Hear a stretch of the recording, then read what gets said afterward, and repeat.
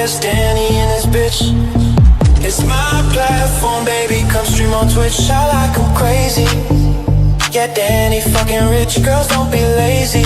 Put some energy in that clip. Go buy a hot tub, strip down, shawty lose the fit. And Danny's 60, but still want some off that drip. Don't wear the safety, Twitch con, young, wild and free. These baddies chase me, but don't bring security.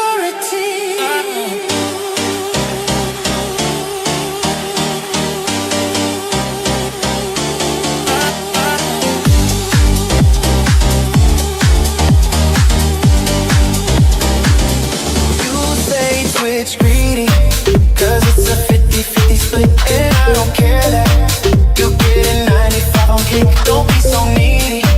Yeah, it's a Gucci coming hit. If you're not happy, you can always leave it quick. Cause we got baddies, that's the most important bit. Come round and blow off. Yeah, right here it's live on Twitch. It's a softcore side. We got the girlies getting lit. Take all your clothes off. Get down and flash your tits.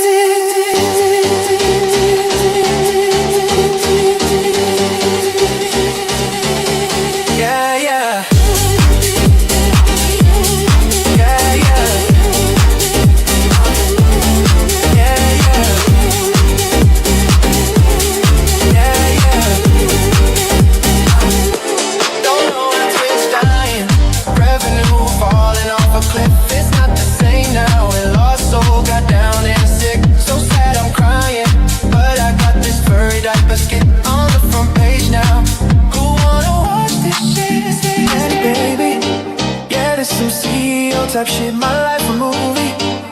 TwitchCon, what's off the grid? I'ma watch some streams now. Chill out, cool off a bit. See you in the next one. Gucci marks generated the shit.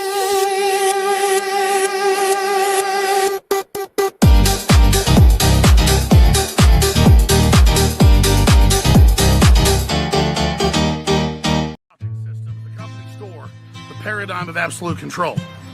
And that's why we're just out here doing simple things, pointing out that we're meant to be in nature and be natural.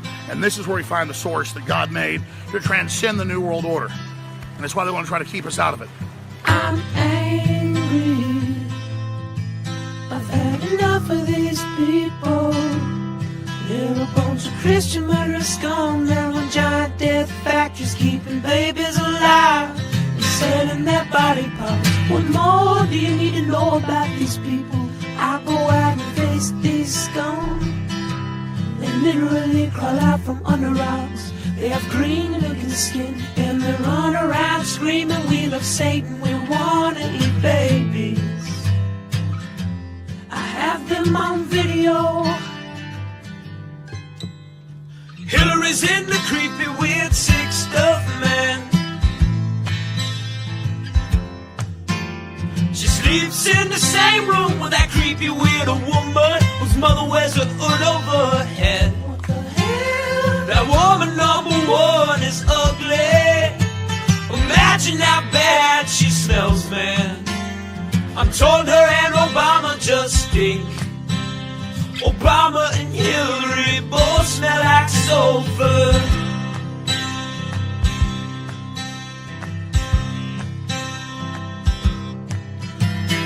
Literal vampire pot belly goblins are hobbling round coming after us. My spirit gets close to that evil and I feel it go.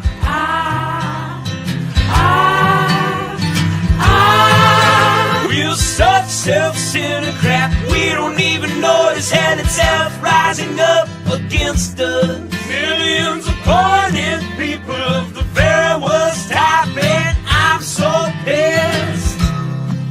We're gonna stab your daughter at the mall. We're gonna stab your wife, your son. We're gonna stab you with a butcher knife, and then the police chief is gonna say, we love our Somalis, we love our Muslims. Oh, they're so good, oh, they're so sweet. What are you doing here? came to apologize and make out with tongues. I don't know where your tongue's been. Oh, wait. Yes, I do. I didn't mean to kiss Joseph. It was just that he was so sad and tall. And you're so loose and cheap.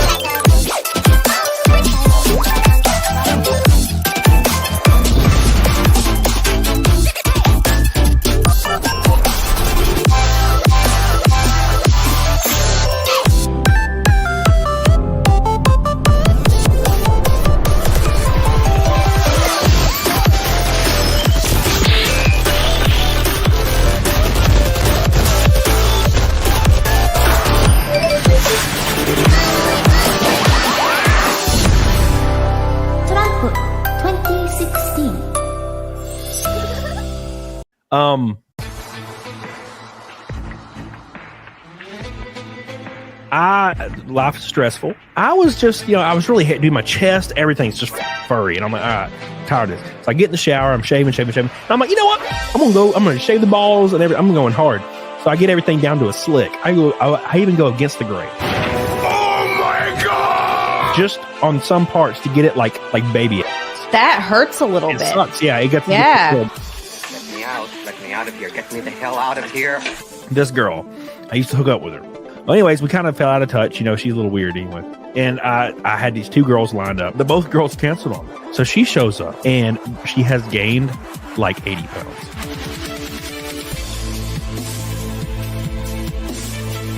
She gets up and you're like, here, put the Spider-Man mask on. I've always had a real kink for this. I love Spider-Man. Yeah, you take it, Spider-Man. See, and they already do it to me right now in the chat. I see it. Where is it at? Look, it's in Enrico. It says, you like swamp. No, that's not what I'm saying, you motherfucker. I'm saying a little. That would be in Vegas right now getting shot on by like 9 dudes. Here's like, for like $2,000, bro. Let's go. Let's do it. You gonna on me? What the fuck is going on? I'd be going crazy. I'd have an OnlyFans because your boy wants a Ferrari. I don't know how I get it.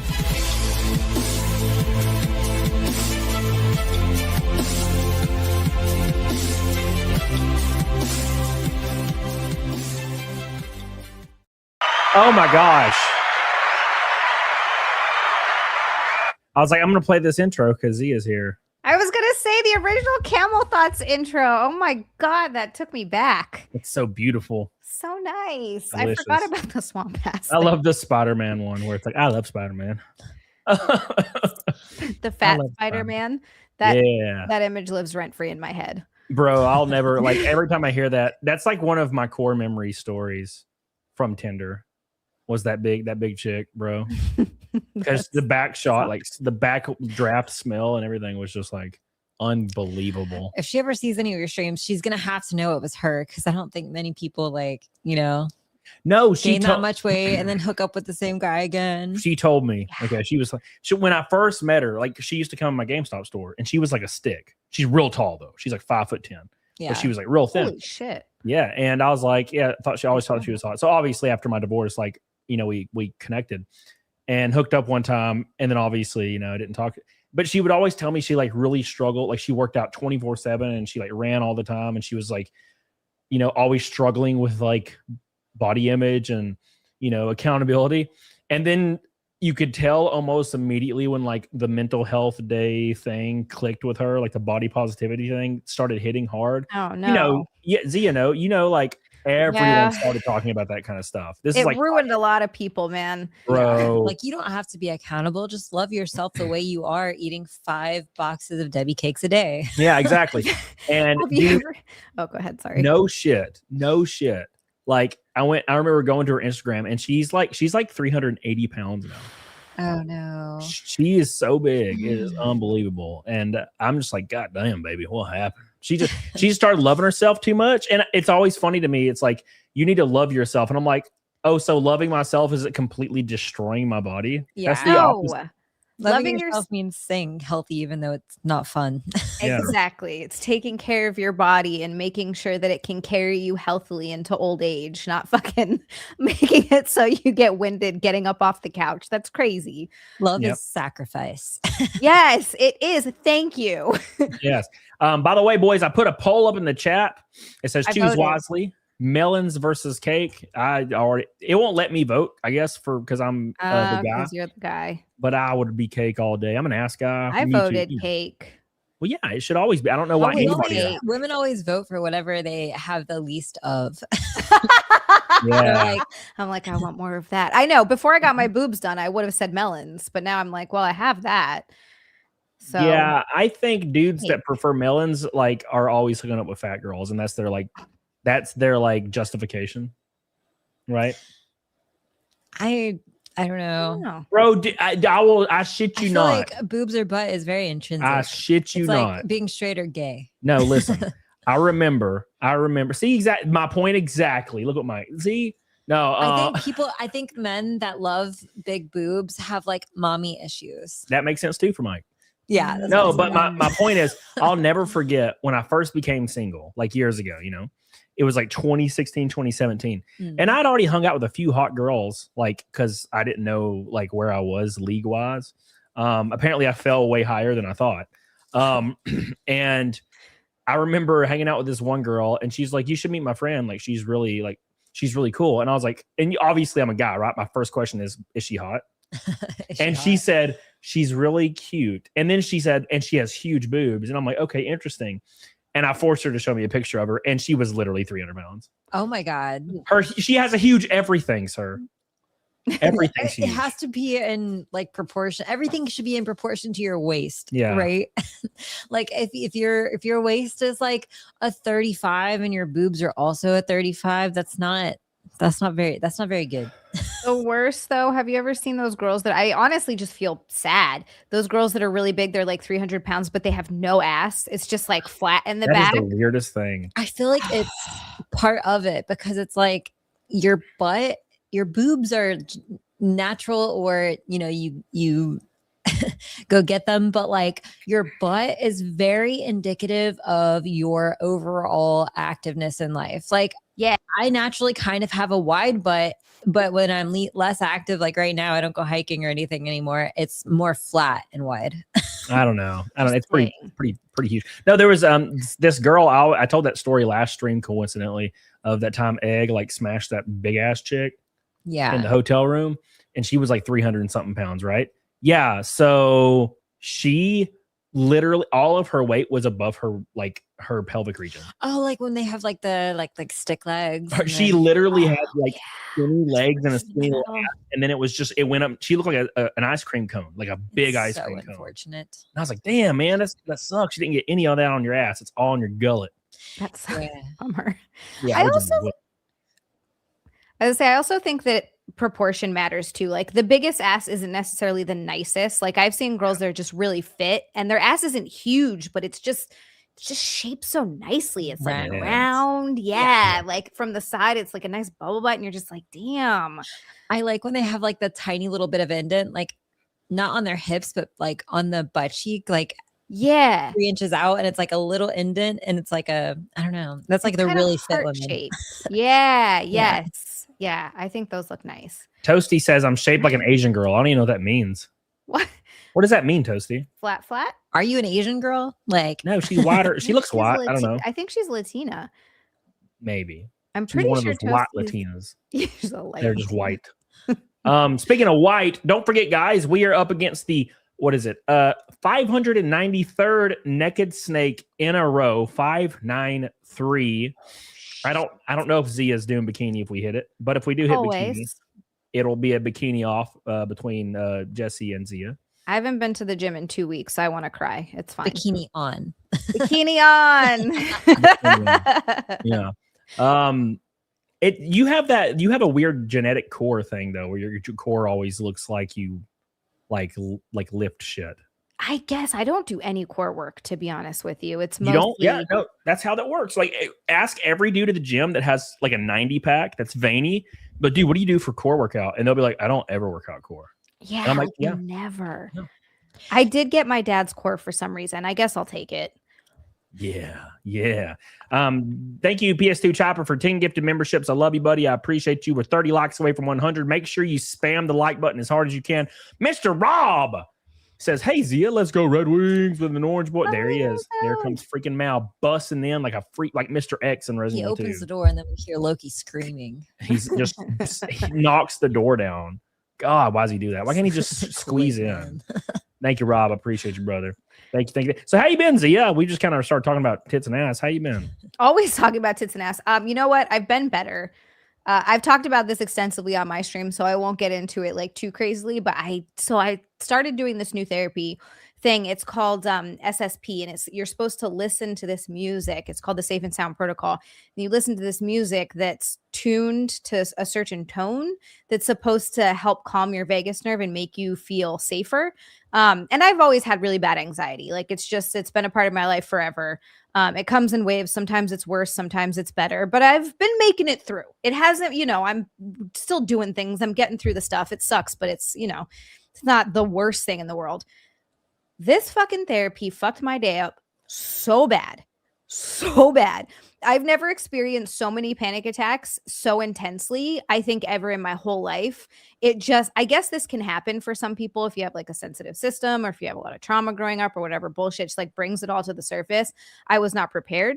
I was not expecting it. I started having the world's worst panic attacks where like I couldn't be away from my husband. Like I was like, I was okay if I was out with him.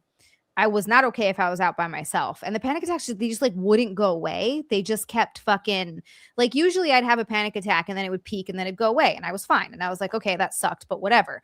These were lasting like 2 hours. Like it was fucking horrible. But like if I was with my husband, it was okay. Then if he left the house, I was freaking out the whole time. And then he came home and I'd be fine. And then it started to get to a point where even trying to go out with him, I was having panic attacks. And so I basically got stuck in the house. I had one taking fucking boxes out to the dumpster. It's slowly starting to ease up. It's been a couple weeks of that. Today I went on a drive and made it like out of the apartment complex and down the street and then like turned around and came back. I was trying to do like slow, like little slow going out there. Like I checked first. It was like, oh, I made it to the mailbox. Cool. Like that was like my little tiny. So it's been a couple weeks of that. And it feels like everything else just sort of fallen apart. I will say though, that I've slowly been feeling a little more like myself. So I think it's starting to kind of go back the other way, but fuck, this sucks. You're like a 600-pound guy trying to lose weight. That's what it feels like. Just trying to get to the sidewalk and trying to get to the mailbox. I'm like, I checked the mail. Woohoo! I'm like, this is a win. It's weird. It's so is there like a catalyst that you can think of? I think maybe some of it came from, I went down to see my family in December. My stepmom lives in New Jersey, down in New Jersey, and her sister lives in Connecticut. And so we kind of met halfway. I drove like 2 hours down to visit them, and I was driving home and I got caught in a snowstorm. And it was like a bad snowstorm. And Nick was like, dude, you should just get a hotel. He's like, I found a hotel. You can stay along the way. And I was like, I just really wanted to go home. Probably had one of the worst panic attacks I've ever had in my life on the drive. And because I think just because the snow was so bad, the weather was so bad, and I was driving like 20 miles an hour, it took me like 4.5 hours to get home for like just like a 2-hour drive. And it was like, I was crying. I was like pulling my hair. Like it was a bad one. I don't mean to be dramatic, but it was really fucking intense. I was on the phone with Nick and I'm just like, and I think after that, my anxiety kind of started to like get a little worse. But again, I was still mad. Like I still was going places. I went to the gym 4 days a week. I had a business class. I was still driving into the city to do my podcast. Like it wasn't like I wasn't doing stuff. It's just, I would get anxiety or I would have panic attacks more often. But I think that might have been what sort of started it. And then listening to the SSP just kind of like threw gasoline on the fire. And it was just like, oh, so the therapy went the other direction. Is yeah, it the therapy supposed to do that? Is it supposed to like dredge things up and cause you to go through it? Yeah, kinda. But that's apparently, if it does happen, it means you listen to too much of it too fast. I started just listening to 5 minutes at a time for a couple times a week. And apparently, I'm one of those people that should have been microdosing it and listening to like 30 seconds at a time. I just listened to too much and I overloaded my nervous system. I guess another thing that can happen is it's trying to send safety signals in there. But if you've never like felt safe at any point in your life, which makes sense if I think back on it, it's just like someone screaming at you, be safe, and your nervous system is like, what? So What like, do you mean? What do I Yeah. feel weird? like, I don't know how to do that. Like, what are you talking about? So I guess that was like, I've done a lot of research into it. It's not really supposed to do that, but it definitely can do that. Yeah, you know what? Like it reminds me of. I've never heard this therapy, but it reminds me of the. It's like a 5-hour long sound like audio bit. That's it. And it's well, this I don't know about this. I don't think this is it, but it's the stages of dementia. Oh no. And it's like what older people have when they have dementia, and it's progressing like fast. Like it'll have stage 1 for an hour, stage 2 for an hour, stage 3. And I listened to like I would skip around and listen to it, but I watched this deep dive on it, and it's like the most horrific shit. Like at first, it's kind of normal. It's like elevator music, and then it starts getting like morbid and like horrifying. Like by the end of it, it's just like, you know, indistinct speech and like warbling noises and like out of tune pianos playing. Oh God. And that's what happens to dementia people? Yeah, it's like it's this guy that recorded this thing, and it's supposed to simulate dementia. And it's pretty freaking horrifying, to be honest. Yeah, I wouldn't like you could play that during a haunted house. I feel like it has to be like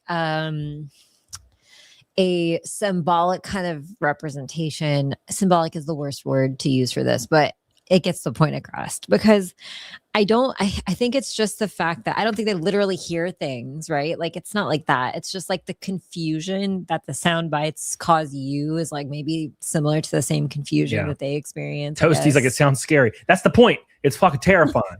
That's why I was like, Zia must be listening to something terrifying. No, it's classical music. It's just tuned. They take certain pitches out, and it's meant to mimic the safety of human voices. It's a trippy thing. So apparently it helps a lot of people. It was initially created for people with autism. And then they found that it could help also people with like anxiety and PTSD and shit. It's supposed to make you feel safe. And Zia's like, I'm going to die, actually. Yes. Online, or do you had to purchase it, or where'd you find it? You have to pay a provider for it. Like they train, like a provider has to be specifically trained in it. So my therapist got trained in it and then was like, hey, here's this thing that I think could help you with your anxiety. And it just absolutely did not help at all. Holly, prescription music. Yeah. Holly says, have you had your adrenal gland checked? You know what? I actually haven't, and I'm definitely open to doing that because I'll do anything. Like I'm trying to think to myself, like, what could that cause? Because you know, I've been in some pretty damn stressful situations, and I've only had one panic attack, and it was when I was younger, and it was a pretty nightmarish experience. So I couldn't imagine having it for hours and like every day. I feel like I would just explode. You feel like you're gonna die. And then also it gets to a point where you're like, well, maybe that's good because I don't want to feel this anymore. Like, not that I'm like actively suicidal in any way. Like I never have been, but it is like you get into the depths of it and you're like, well, it would at least be relief. Well, in Canada, they kill you in Canada. Dude, what the fuck's up with that? I heard that's getting crazy. Yeah, like people don't realize. I love how people like to make fun or like joke about like, well, there's a gun problem in America. And I'm like, well, to be fair, it's 5 cities in America. Everywhere else is completely fine. But ignoring that, like the MAID program in Canada has killed more people than we have gun deaths in America. Jesus. That's how many people have died in the MAID program. And people are like, well, but it's actually really hard to qualify. And I'm like, actually, it's not. If you read the recommendations for it, it starts off by saying you have terminal illness, blah, blah, blah. And then at the very like bottom, when you start getting into it, it's like, or you have feelings of sadness or depression. Or I'm like, damn, brother, you can just basically go in there and be like, hey, man, it's time. Get my happy ass out of here. You know? It's crazy. Yeah, no, thank you. By the way, melons overwhelmingly won the fucking poll. I'm so tired. What? Really? You Yeah. never voted for cake. Yeah, I don't get it. I just voted don't. for melons. Why? Look at the two of us. Right? I don't get it. Exactly. I don't get it. That's bro. funny. Oh, yeah, no. No, thank you. Well, it's good. You're feeling better. I had no idea. I popped into one of your shows the other day, and you were talking about something, and I didn't know what it was specifically. I was going through it hard. Last week it's still not great. It's still, Nick has a therapy appointment tomorrow, and I'm fucking panicking thinking about him leaving, which is not great. But it is, I'm noticing the past 2 days a real shift going in the other direction. I can actually walk outside now. Whereas like for like 4 or 5 days, standing in my doorway, not even leaving the apartment building, was like, woof. I always find it really interesting because like sometimes, so anxiety can be caught like behavioral, right? Like it can have causation. But sometimes like the, anxiety that's more like of a hormonal thing or, a brain chemistry thing. Sometimes it just looks like it is behavioral anxiety because you're working at such a high level of like anxiety all the time that just a tiny bit of like straw that broke the camel's back anxiety of like going to do something causes a panic attack. So it's like trying to isolate whether it's like behavioral or, like a brain chemistry thing is really difficult. Oh my God, you're so right. I've spent the last 2 weeks being like, is it this? Could it be this? Is it that? I've been on fucking Grok like for 2 weeks straight, just being like, well, maybe it's my thyroid medication. Like maybe, but I had my thyroid levels checked and they're normal. So like, it's not, theirs aren't too high, but you're so right. I've gone down the rabbit hole of like, all right, well, is it just from the SSP or was this already rising before? Or like, my anxiety was manageable. So like, could it be, I've like literally everything. Yeah. And that can't make it better either. No. Apparently, like, so if you ever like wake up in the middle of the night, like having not had dreams, like you just wake up and you're like having a panic attack, that's kind of indicative of like, it being like hormone or like, nervous system, adrenal gland, like that kind of thing. Because what happens is like when you go to sleep, your brain stops managing your anxiety, right? Mm-hmm. So like if you do commonly like wake up in the middle of the night, like and have a panic attack, that can be one of those things. Okay, what if somebody handed you $10 million? Do you think your panic attacks would slow down? No. I think that it would make getting treatment better. I think I would have more options of like, all right, well, how can I, and then not having to worry about like working and making money while I'm trying to get through it. But I don't think it would make them go away.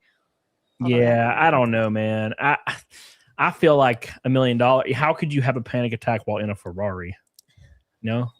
I mean, that's like, how can you be depressed when you're like a successful musician? It's like you do. Well, ask Kurt Cobain. He was obviously going through it. Yeah. Apparently, he didn't kill himself now, though. Yeah.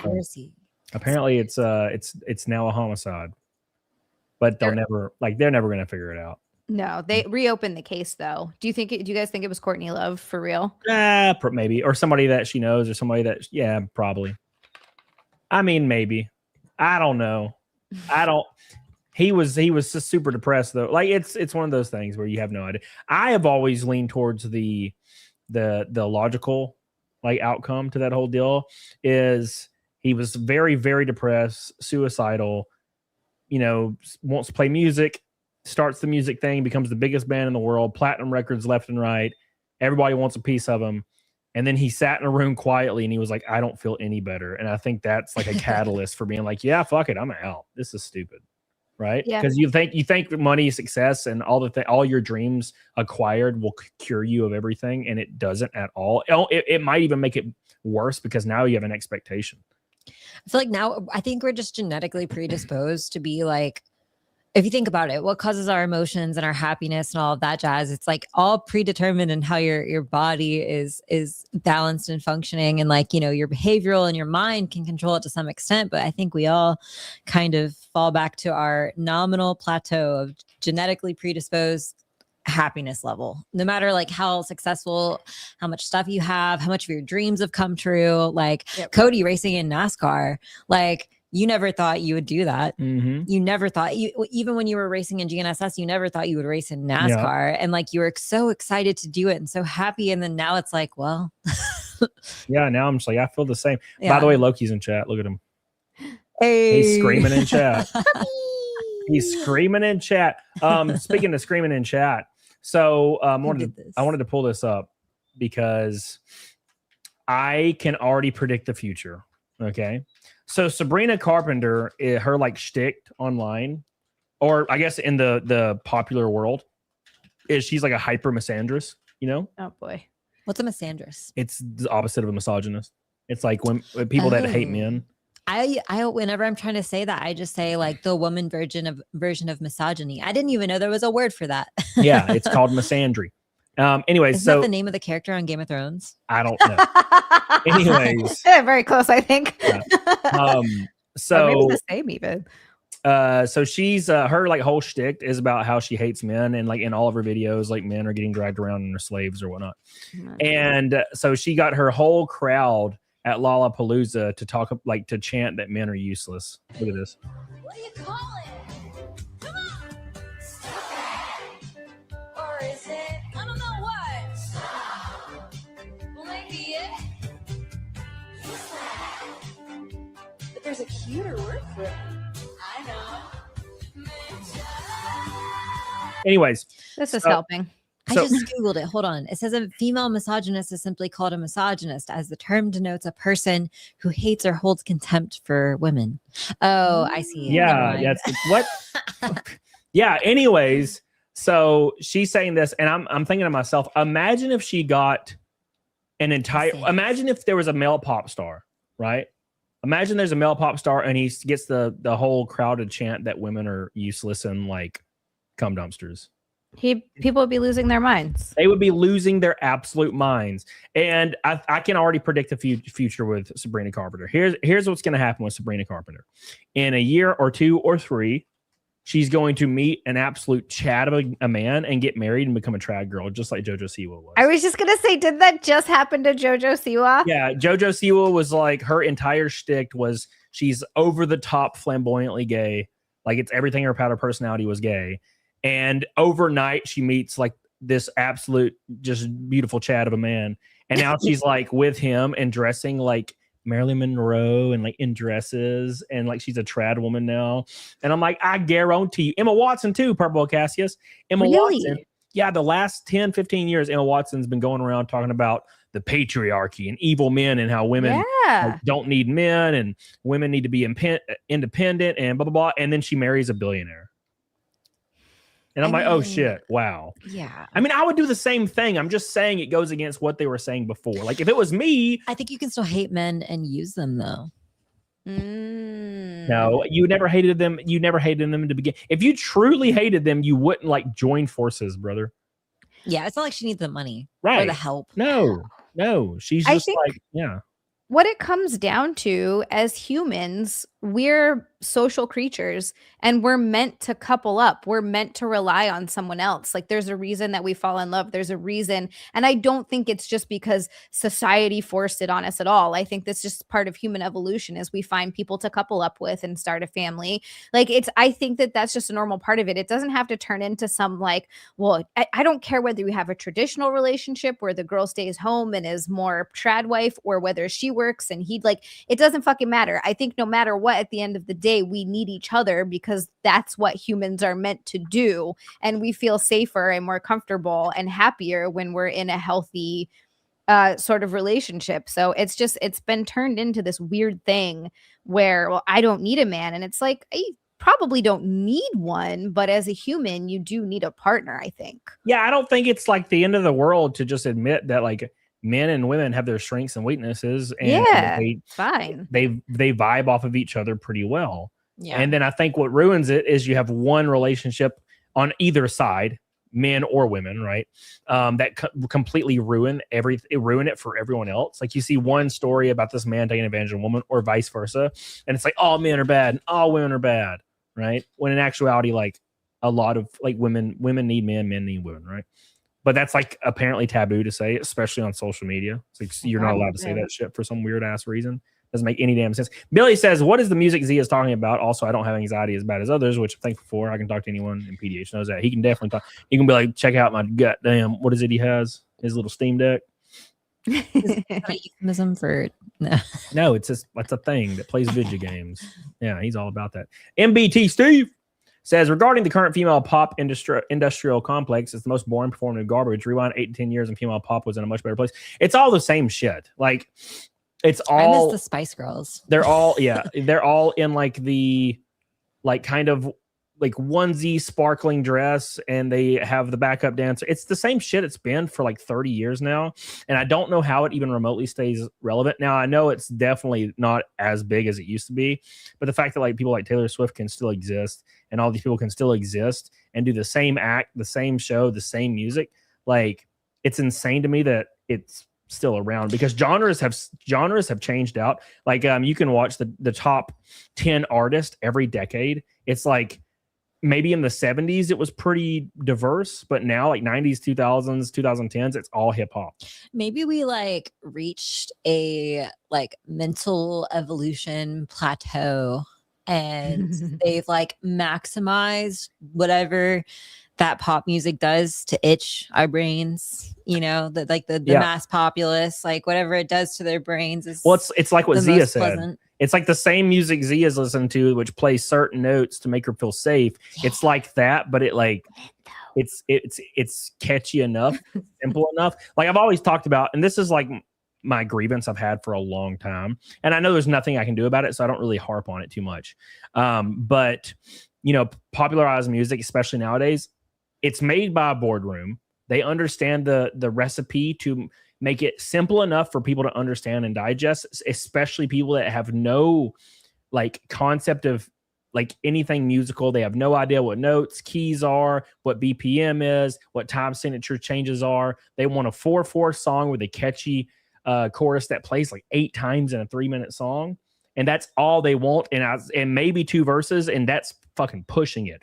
Right. And studio execs understand this. So they crank out this music that can appeal to quite literally anybody on the planet with having zero knowledge of what sounds good. So it sounds good to everybody, and it sells to everybody, and they can, it's like the most marketable music possible, right? That's why I feel like people are lying when they're like, I absolutely abhor Taylor Swift. I can't listen to any of her music, or like Nickelback. And I'm like, dude, like you listen, it's fine. Like if you're that angry and you don't like it, I feel like you're just like, yeah, toasty.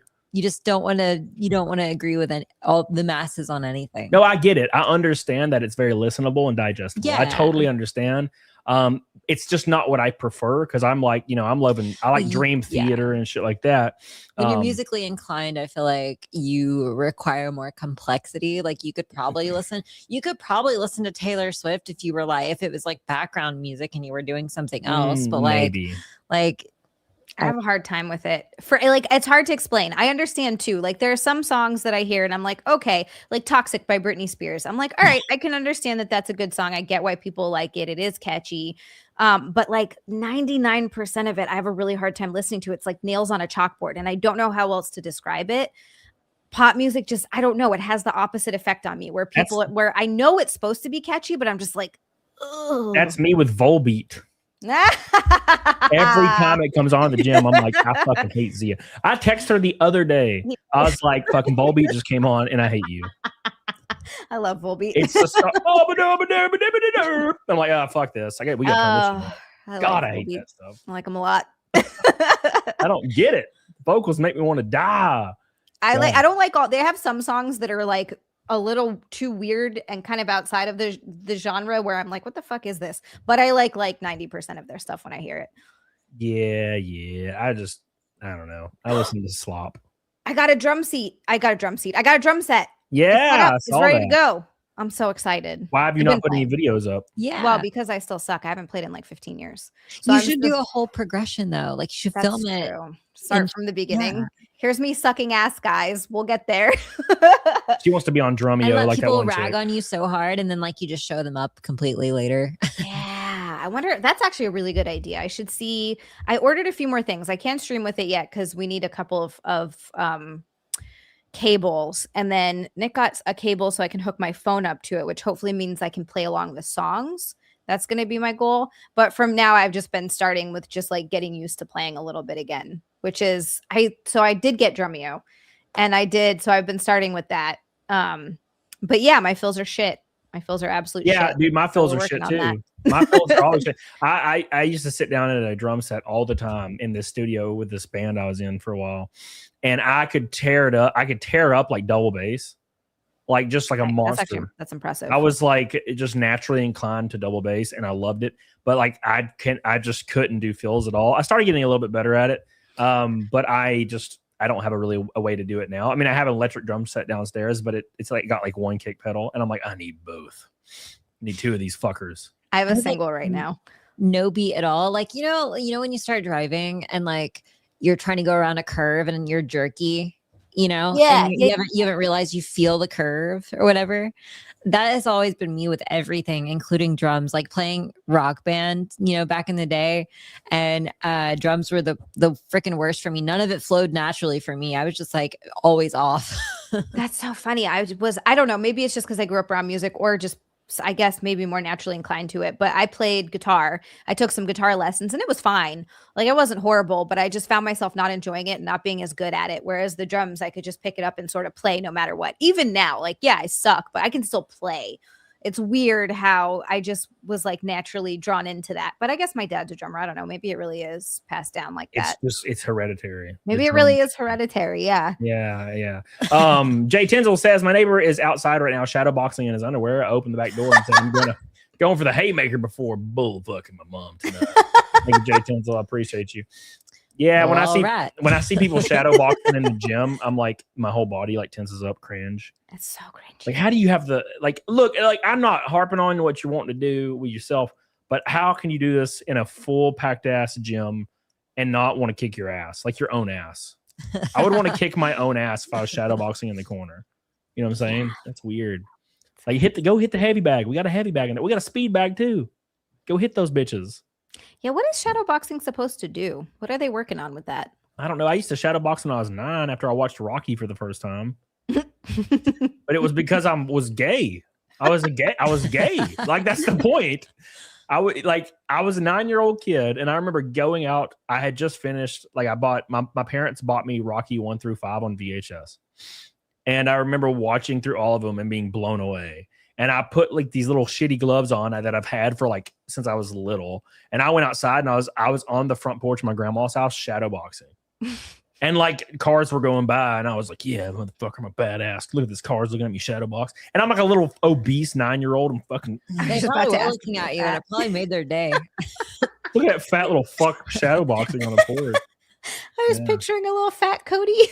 Yeah, dude. I was just straight up, I was like a bowling ball and I was out there fucking just look how badass I am. I could beat fucking Ivan Drago right now. The female equivalent is when you go shopping with your mom and your friend, and then like you tell your mom to walk like behind you a ways, and then like you and your friend are walking through the mall like you're little 12-year-olds and you think you're so cute. And back then we didn't know 12-year-olds and 13-year-olds. We didn't know how to dress. We don't look like 12-year-olds and 13-year-olds today.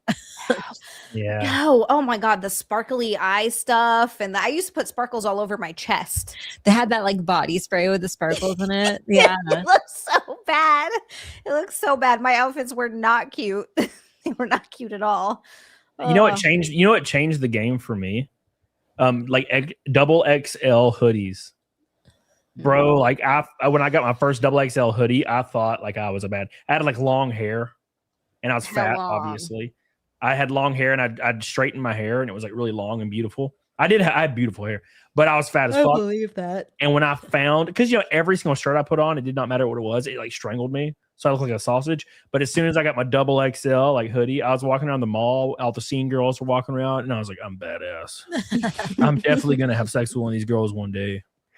Never did. And you did. Look at you. Well, I mean, not those ones. I used to wear a double XL hoodie and I'd like roll my Sophie shorts like 3 times, like the little shorts. That's cute on a girl, though. I don't know. There's girls in oversized sweatshirts are adorable, actually. Yeah. I think it's a cute look. Especially when they're cropped. Like the crop top, they're oversized, they're crop top. Yeah. I don't know about that. No. That's a danger zone because then you lean over and you're like, yeah. Well, I don't ever wear a bra, so that's true. Yeah, she'll be doing flat bench, and she'll have a crop top on with no sports bra on, and it's like an inch from her nipples, and I'm like, I have to stand in front of her. I have like a tattoo that goes like under my breast too, so it's like, well, that's when you're seeing above that, That's literally my boob. You just can't tell because it looks flat when I'm laying down. Yeah. Wow. So where's the gym that you work out at again? No, I'm just over there in the corner. she'll tower over you though because you're little. I'm so small. But I found out I'm 5'3", not 5'2". That was big news.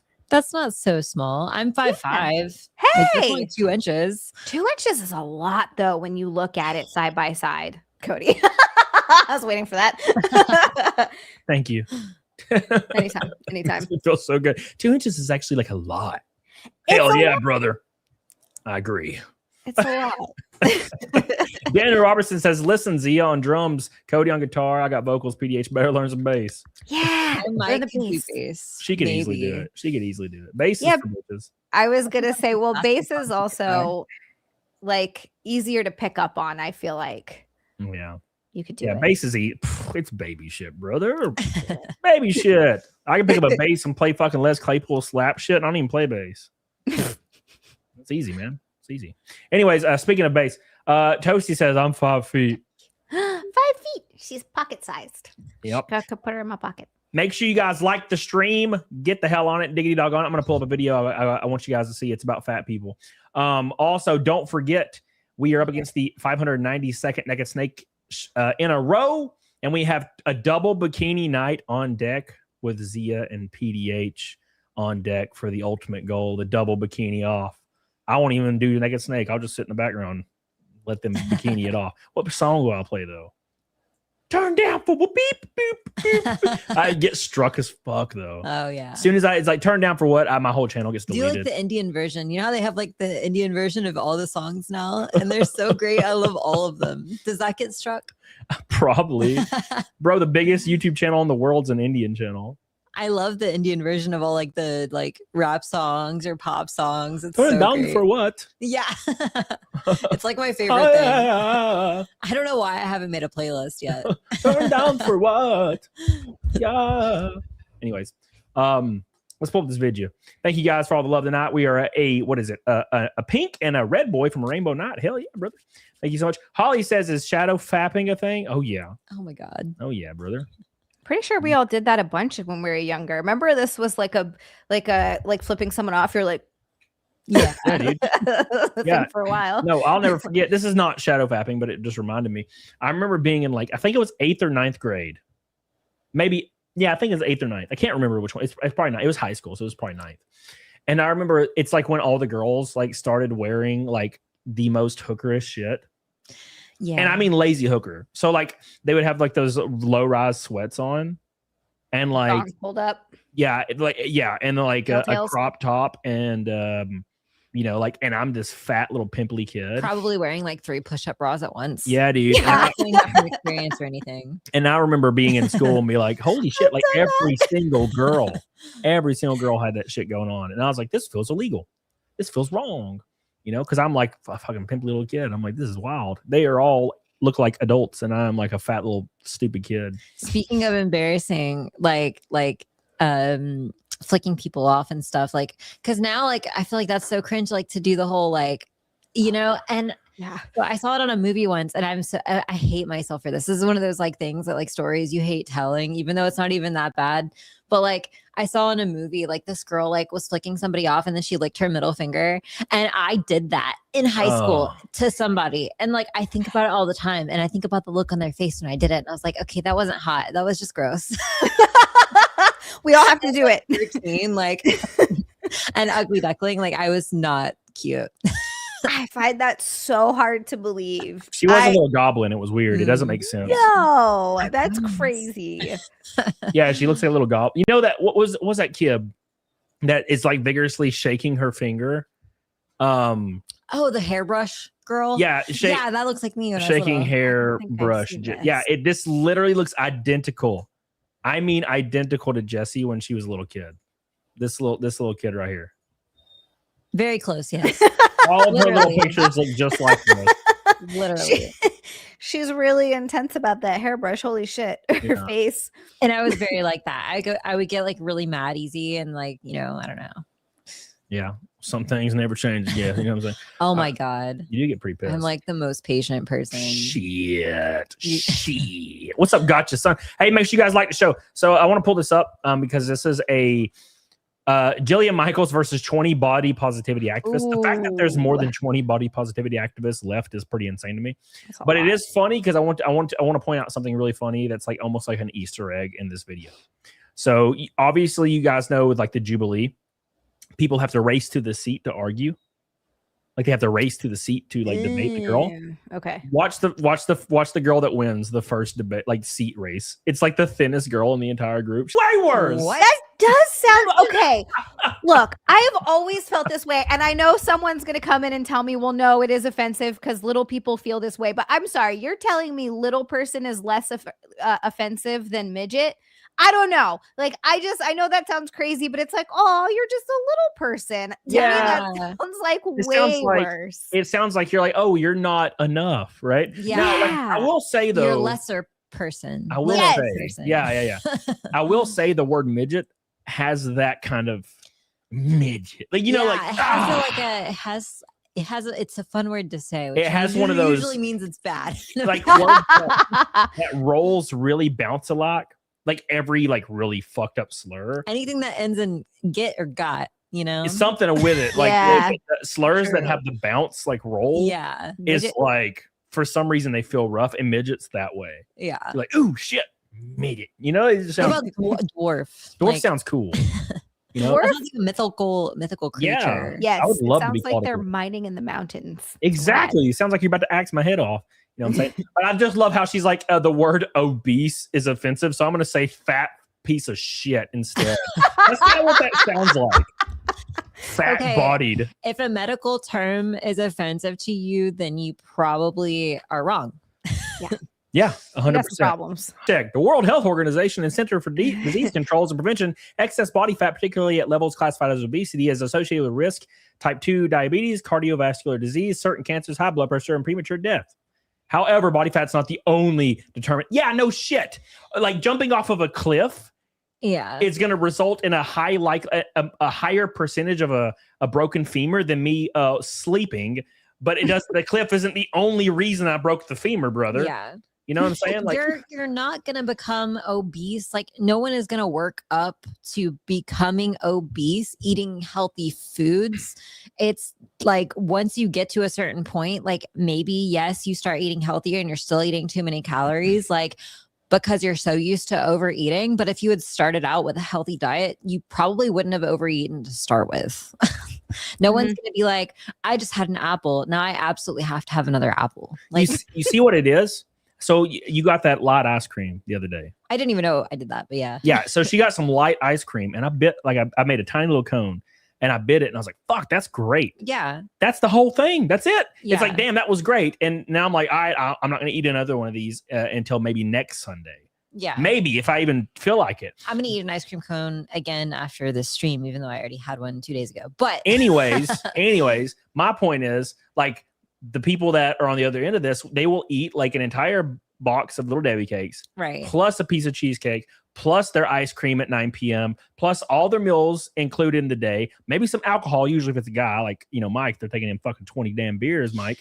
And then on top of that, they got their like morning and their afternoon like fucking coffee, like their iced coffee that has like 800 calories in it. Yeah, it's characterized by excess, but excess is a lot easier when you're eating like a poor diet, and those poor diet foods are hugely detrimental to you. Like Debbie cakes, I'll eat they now have strawberry delights, like the pumpkin delights from like fall. Anyways, I'll have a small Debbie cake and I'll eat like one every other day. And objectively, the ingredients in it are not healthy for my body, but I'm not like stocking up on those ingredients in my body and having to like deal with the ramifications, right? Like I'm eating it at a slow enough pace that it's fine. Like, and it's not going to make me fat, right? But like overeating and overindulging in things with poor quality ingredients is kind of a characteristic of obesity, because it's so much easier to do that with those types of food. They're not filling, they're not like satisfying your internal subconscious like body needs. Like it's just so like when they say like it's not just having excess body fat that's the issue, and it's like no, but it's You only get there one way. Yeah, Sorry. stuff your happy ass with like a half cup of cooked white, like unseasoned white rice. Your happy ass isn't gonna be hungry for a while, but you have to shovel it in though. Danny says, "I'm not gonna say the word, just you are thick with 4 C's." Hell yeah, brother. That's what you should say. I'm not gonna say obesity. I'm gonna say thick as hell, baby. Thank you, Danny. I appreciate you getting us officially 1/10 of the way to Naked Snake, 1/20th of the way to the delicious double bikini off. Don't forget a pink and a red from Rainbow Night. Let's continue this video. This is as far as I watched, by the way, before I booked this lady. She's so scientific. She's fucking you up. Like you can't. The only thing you can say is like, but it hurts my feelings. Yeah. It's like, well, your fat it's strangling you. It's strangling you. Now, Baby. she wants to argue that people are living in a world where like it makes it extremely difficult to be at an ideal weight because of the options and things that exist out there to eat or whatever, and how addictive they've made them. Sure, like argue that point. They should all just argue that point.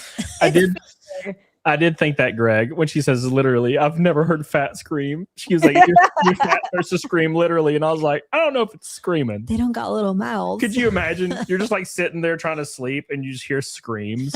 Your fat's just like, too much. That's really like, fuck. Maybe if it did, there'd be less fat people. Yeah, that'd be horrifying. Yeah, like that would be terrifying, trying to sleep at night and your fat's just screaming. Go for a jog, you fat bitch. What are you doing? I'm so hungry. God, Jesus. Is that what it's like, Billy? What do you ever, does your fat ever scream? Oh my God. Screams with Bill. All right, let's continue this. Completely different issue. Yes. That's it's not even the same issue.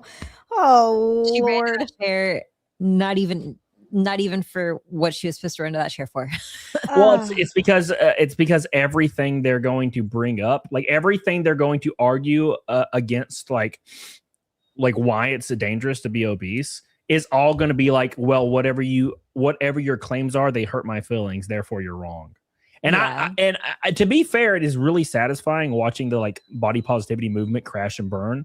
And it's funny because it's a lot of it has to do with the advent of things like Ozempic and the advent of like these peptides that you can get basically almost over the counter nowadays. I just saw a freaking ad for Ozempic on Facebook, and it showed a skinny person that was like really fit and had abs, and then it showed a fat person next to her, and it said Ozempic is for either one of these bodies. And I'm like, why would this person want Ozempic? Yeah. Like, oh my god, it's a great point. It's a great fucking point, because I saw a stat. Now this was like a year ago, okay, but I saw a stat online that the vast majority of people on Ozempic, like 9 out of 10 people are on Ozempic, are women who are already like 110 pounds. yeah. And just so they can get even lower or stay the way they are, right? It's actually, now granted, like people like Amy Schumer that abandoned body positivity in 2 seconds and divorced her husband when she started Ozempic, like those people also exist.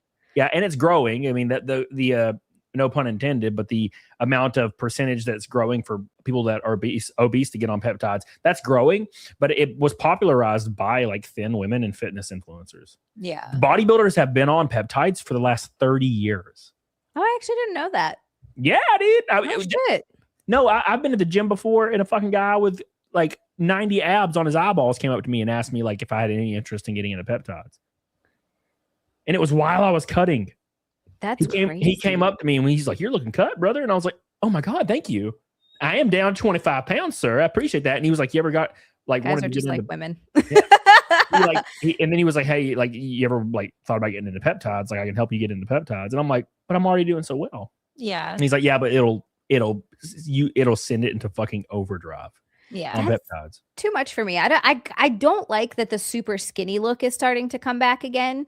I like, yeah, that 90s look. I'm not into that. We bypassed the healthy when women were like lifting weights and just getting tone and shape and all of that, where it looked good and they had the right amount of body fat on them, where it's like you're not obese, but you're not like so skinny or shredded. But now we're going the other way again, and we're going a little too far with it. Now Kelly Osbourne. Oh, Jesus, bro. Man. He looks like a monster. Actually, I want to bring up somebody that makes me think of Kelly Osbourne. Speaking of going too far, Ashley says, "Hello, everyone. Hello, pretty girl." Thank you, Ashley. I appreciate you. And speaking of going a little too hard, Slosher with the first pink boy of the night. Hey. Oh my God. He says, talking to my dad about this, people in the 70s only ate what the mother cooked at home. They had 3 meals. There were exceptions, but that was the norm. No snacks, DoorDash. They seldom ate out. No coffee, milkshakes. That's how I am normally. Dude, I almost, so it was yesterday, and I almost texted you, and I was like, you want to go get some hot wings, brother? But we had just ate out. Like, we went to Texas Roadhouse, and then we went to Lalamita. Yeah, we got some Mexican food, and then we went to the sushi place. Yeah, rock and roll. Yeah, that's different. But like I had some super healthy shit at the sushi place. Sushi can be light. Yeah, low cal. It was pretty low cal. But you know, as far as we went to Texas Roadhouse, and I'm like, I don't need to go out. I don't need to be going out to eat 3 times a week. So I didn't even tell you. I was like, I'll come home. We'll eat some food. It'll be all right. Thank you, Slosher. I appreciate you, brother. Spaghetti. You did. It was fantastic. I'm still eating on that shit right now. Slosher, I appreciate you, brother. We're one red boy from a rainbow night. That puts us officially a 10th of the way to double bikini off. And then we're going to put up a poll and see whose bikini dominates better. Oh, man. That's a lot of pressure. Are you guys ready to be? One of you are going to be real self-conscious after this stream. I'm not a lot of pressure. Yeah, she works out way harder than me. I'm sure. I'm the most lazy. I go to the gym and I just kind of like lay around on stuff. I haven't worked out in 2 weeks because I haven't been able to leave my apartment, and my diet's been real shaky. Because like sometimes I can eat and sometimes I can't. So sometimes my anxiety is too bad and I haven't been able to eat. And then other times when it chills out, I'm just like shoving food in my face because I'm so freaking hungry. I don't think I look good at all right now. Let's just. Puckanee says, I'm on the pill form of Wegovy. I'm down to 285 from 300 in a few weeks. Hell yeah, brother. Hell yeah. I honestly think stuff like peptides are good for people that are overweight. Like that's what it should be used for. Like chicks that are like Kelly Osbourne that look like Skeletor should not be on that shit. That's freaking weird. If nothing else, just to show you that it's possible to lose weight, because all it does is suppress your hunger for the most part. I mean, it does some other things too. It affects how you metabolize carbs, I think, right? Like, because it has to do with insulin resistance, right? You can still eat and that shit it'll still come off. Right. But to some degree, but it also just makes you not want to. So it's like, I think it's great to show people that are obese that it is possible and their body is not like immune to losing weight, and you know it can help them get out of their routine, right? And it's just a lot of people that come off of it, they kind of yo-yo back, and that's kind of where I think they have to do the real work with like addressing the brain part of it, the mental part of it. Ashley says, I refuse to pick. Both of these ladies look real good. Isn't that just like a girl, though? Ashley, too. They're both beautiful in their own way. Yeah, because we love each other. Yeah, I feel like women are so much more appreciative of other women's beauty because, like, we look at it as more of a, what do they have that I don't have? And so every woman has something that you don't have that you like automatically just scored them up on, you know? Like, you're like, that woman's like definitely an 8. And then a guy's like, what are you talking about? She's clearly a 3. I feel like women they're more complimentary. When the more complimentary a woman is to another woman is indicative of the level of hate she has for her. That's what Nick always tells me, but I genuinely compliment women when I mean it. Like I'm not just out there being like, you look so amazing but like secretly hating them. That's so weird. That's a weird thing to do. I feel really weird receiving compliments. I feel like I don't compliment people very, very frequently, but I don't know. Anyways, let us continue. I'll read this short little thing I have pulled up here. I have all kinds of shit. This is like how my shows go now. I just have this random shit pulled up for fun. All right. So this says right here, my I'm a 23-year-old dude, and my girlfriend who's 22 slept with a coworker when we were broken up. This has been an issue for a month now. We've been together for almost 2 years. Outside of a 3-week time span, we broke up because we kept arguing about the smallest things. We thought maybe we weren't giving each other enough space. I realized that I should not have broken up with her. It was a mistake once we had a little distance from each other. We got back together and found a good balance of spending time together. Things are going good, but she mentioned while we were broken up that she did sleep with a coworker. I'm trying to get over this, but I'm having a hard time. I've only ever slept with her. Oh, oof. Oof. She's only ever slept with me until now. Doubt it. She apologized because she saw I was hurt, but she said we were broken up, which is true. They didn't even use protection. Well, yeah, wow. A mutual female friend of ours says, I'm overreacting. The most important thing is our relationship has been really good lately. My guy friend said to break up with her. I will, you know what? This is very unusual for me, but this dude's dumb as fuck. Yeah, this is ridiculous. You You broke guys up with were her. broken up, stupid. brother. Yeah. Free game. You best Yeah. believe. If fucking Jesse one day was like, you know what? Fuck this. You're a dick bag. I'm gonna go like stay with my mom for a week, and we'll see if we want to continue afterwards.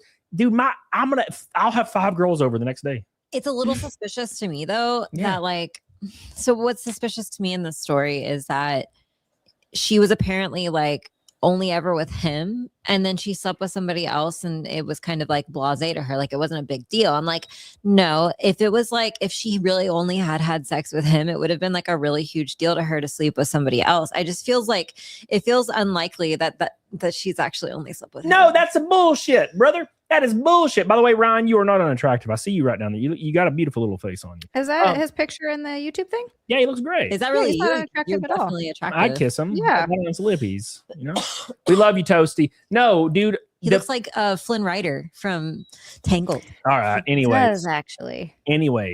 So this is what I'll say. I am so tired of seeing posts or articles or like OnlyFans even or X accounts of girls that are typically attractive, 26 years old, blonde and perfect, and they're like, I don't understand what's the problem with everybody else. I'm still a virgin. And I'm like, bitch, you are a liar. You are a liar, brother. That is, and I don't understand why is there some kind of stigma? Look, dude, everybody is smashing some pissers. Now it becomes a problem when you're a girl like Zia and you've been with like 600 dudes. That's different. Okay. You know what I'm saying? She hasn't. It's like 6, right? I was having a fun time. I've been with my husband for 12 years. Like and also this is so weird to me. Modern dating. I'm one of those, I sound old. I get it now. We've been together for so fucking long. It is. Yeah. I is old. But like I find this such an interesting topic of conversation. I've never asked my husband when we first started dating or now or any other guy I've ever been with how many people he's been with. It's never been a conversation. They've never asked me. I've never thought about it. I didn't meet my husband and go, how many women have you had sex with? Like we didn't have that conversation. We just dated. We fell in love. And now we've been together for 12 years. Like, I don't know. This is such a weird topic of conversation. I don't get it. Yeah, no, I think we all weirdly agree, and I'm not supposed to, but like now obviously I don't know if I agree though. So here's the thing. And I'm speaking as someone who has definitely had a lot of partners. Whore! But I'm just saying, You like, gotta say that right. Don't say that shit live, brother. I recognize I was a serial dater. So like, anyways, I recognize why men are, or women too, might be less trusting of somebody who's had multiple partners, because it shows that they don't have or it could show that they don't have the capability to be loyal and not cheat, right? And so like and there's exceptions to that for sure, absolutely. Like I am like a serial committer, like I am like a loyal to the bone person when I'm with somebody. Like I'm not gonna do that, but like I understand the base logic of it. Yeah, no, and here it's the extreme, right? I don't give a damn. I'm a human being. I understand, like, I love smashing some pissers. We all love smashing some pissers, right?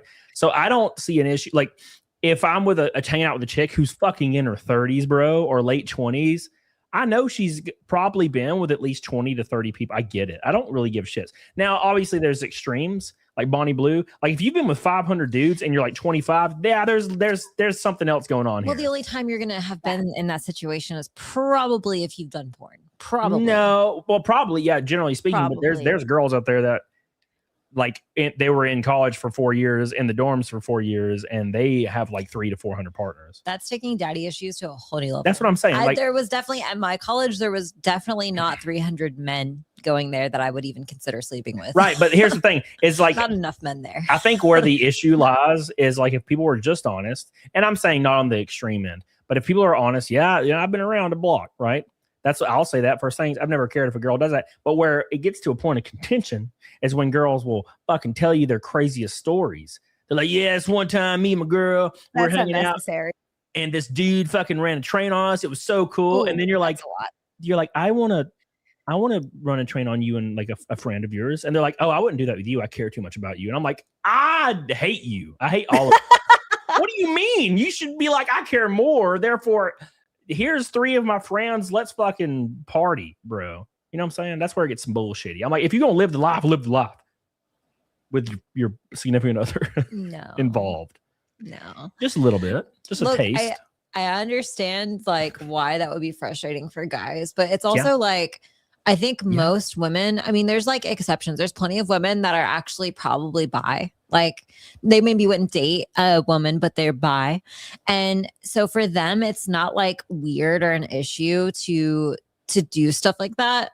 But then like most women who may have been in a situation like that prior, it was like specific circumstances, right? Like it was like their very best friend and some guy that neither of them cared about or something like that. You know what I mean? So that's different, right? Zia, that's a little bit. No, I get it. Yeah, No, that's it's different when you hard don't to care about watch. the guy. Exactly. It's hard to watch someone that you love and care about sleep with someone else. Yeah. Like it's hard to physically see that. Knowing that they did it in the past is one thing. That's a different story. Like, of course, like you said, everyone has a past. It's whatever. Physically watching it happen is a whole other thing. I'm tired of y'all women. I'm sorry, but it's like, I'm tired of y'all. It's different. I didn't care about him. Therefore, he got to freaking finish on both of our faces. But there are also guys who are similar with like, oh, there are certain things they wouldn't do with someone that they care about. Yeah. Like it's true. Like is that the girl from True Dat? That's me. It is the girl. That's my podcast. It's gotta be really crazy to be noticed from like that other podcast versus like your show. Cause I think probably a lot of people on YouTube probably recognize you from your show mostly. I wouldn't think so. It's not like a huge, I wouldn't have thought so just because it's not a huge podcast yet. We're working on it, but it's not like it's still, we're still growing, but that's cool. That's neat. Yeah. But at any rate, I don't think it's an issue unless it's in the extreme. Now, I don't even think it's an issue for guys though. Like if I told you I've been with 500 girls and I don't have any like diseases or anything, like long-term anything, I don't think you would give a fuck. I don't think girls care as much, right? From a logical perspective, I'm like, at least that means you have like, if you're choosing to be with somebody, you've like, it's because you've tasted all the flavors and you're like, this is the one that I'm gonna stick with, and that's something. Well, it's imperative to the fact that the guy you're with has no issue in that area, because there's guys out there, Zia, and I'm sure you've seen this area. Zia's definitely seen this probably in friend groups, right, where you have like a guy friend, maybe even a girlfriend that does this, but it's more gross when a guy does it, where they like change all their personal taste, everything they like, all the music they like, their political opinions and everything to align with their girlfriend to make the ease of access sex continue to stay in place. I think if you've had a lot of partners and a lot of experience, that becomes a non-thing. You don't do that because they're not with you for sex because they can get sex. Right. Yeah. 100%. And I think that's I think that's more comforting for a woman. Whereas for a dude, like, any woman that's not 500 pounds, and even when they're 500 pounds, can have sex with almost any guy when they feel like it, right? So it's like a little bit cheaper. Renee says if the roles are reversed, the woman will be angry he slept with another woman if they were separate. Sure, she might, yeah. She might. Look, here's what I'll say about that. You're allowed to feel however you feel about it. I'm not saying his feelings are wrong if he's having a hard time with it.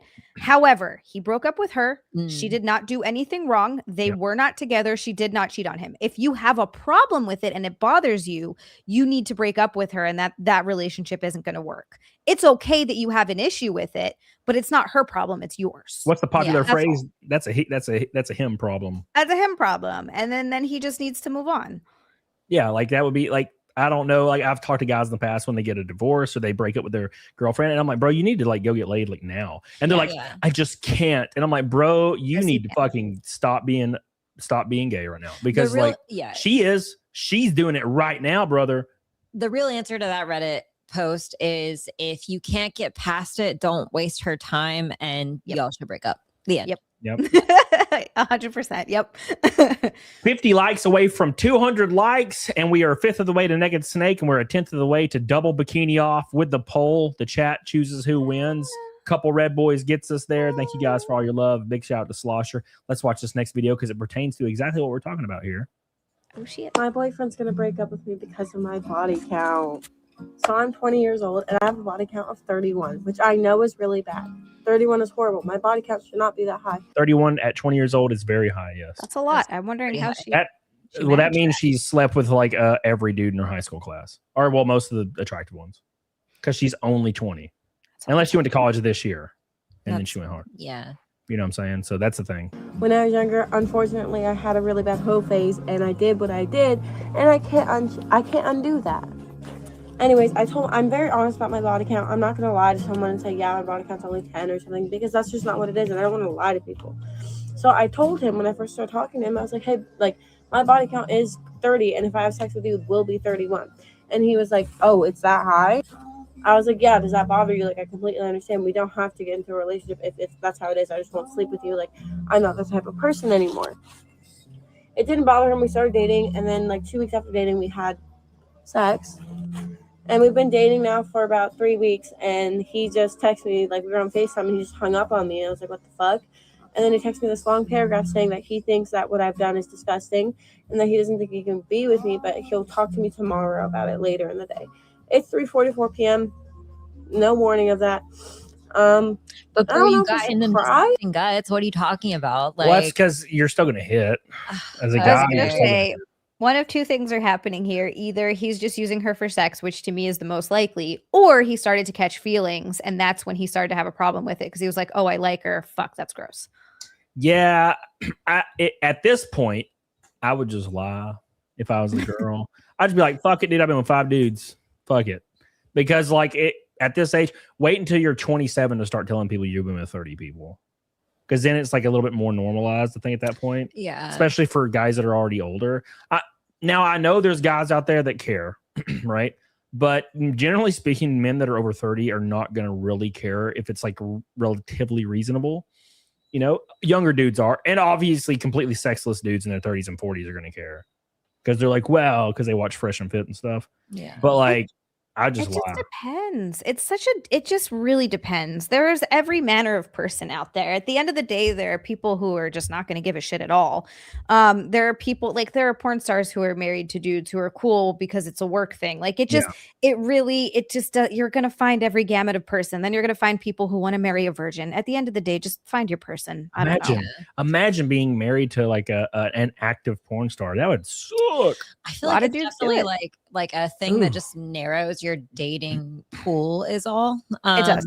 Yeah. And so for her though, like, so I understand the difference in having a body count of 30 at 20 and having a body count of, 30 at 27. It's like, well, the difference is probably behavior based. So in order for her to have achieved that body count at that age, it's like her behavior was probably pretty brutally awful. Like, yeah.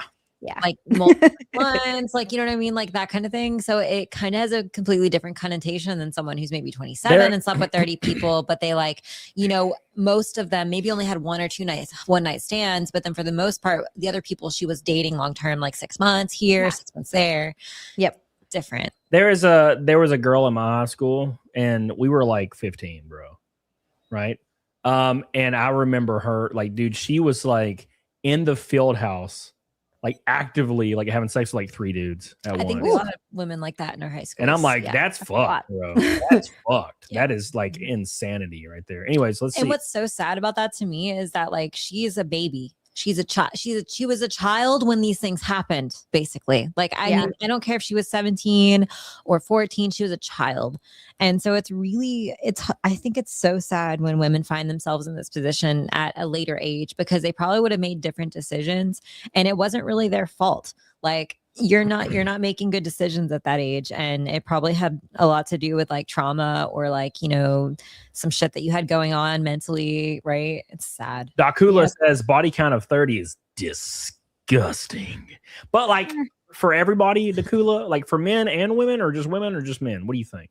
I think I don't really like. Okay, so like thinking if a girl's like 30, that's not that crazy to me. Like like. That's up there, but it's not out of the realm of possibility. Whereas like as far as a guy goes, that's a fucking lot for a guy. And I'm not saying that's a bad thing. I'm saying that's a good thing. Because, you know, like, being able to have sex with like more than 30 chicks, like, that means you got your shit going on. Mad Sicilian, what's up, brother? How you doing, brother? How you doing? Oh, speaking of Mad Sicilian, that didn't make any sense. Slosh with $100 super chat. Oh my God.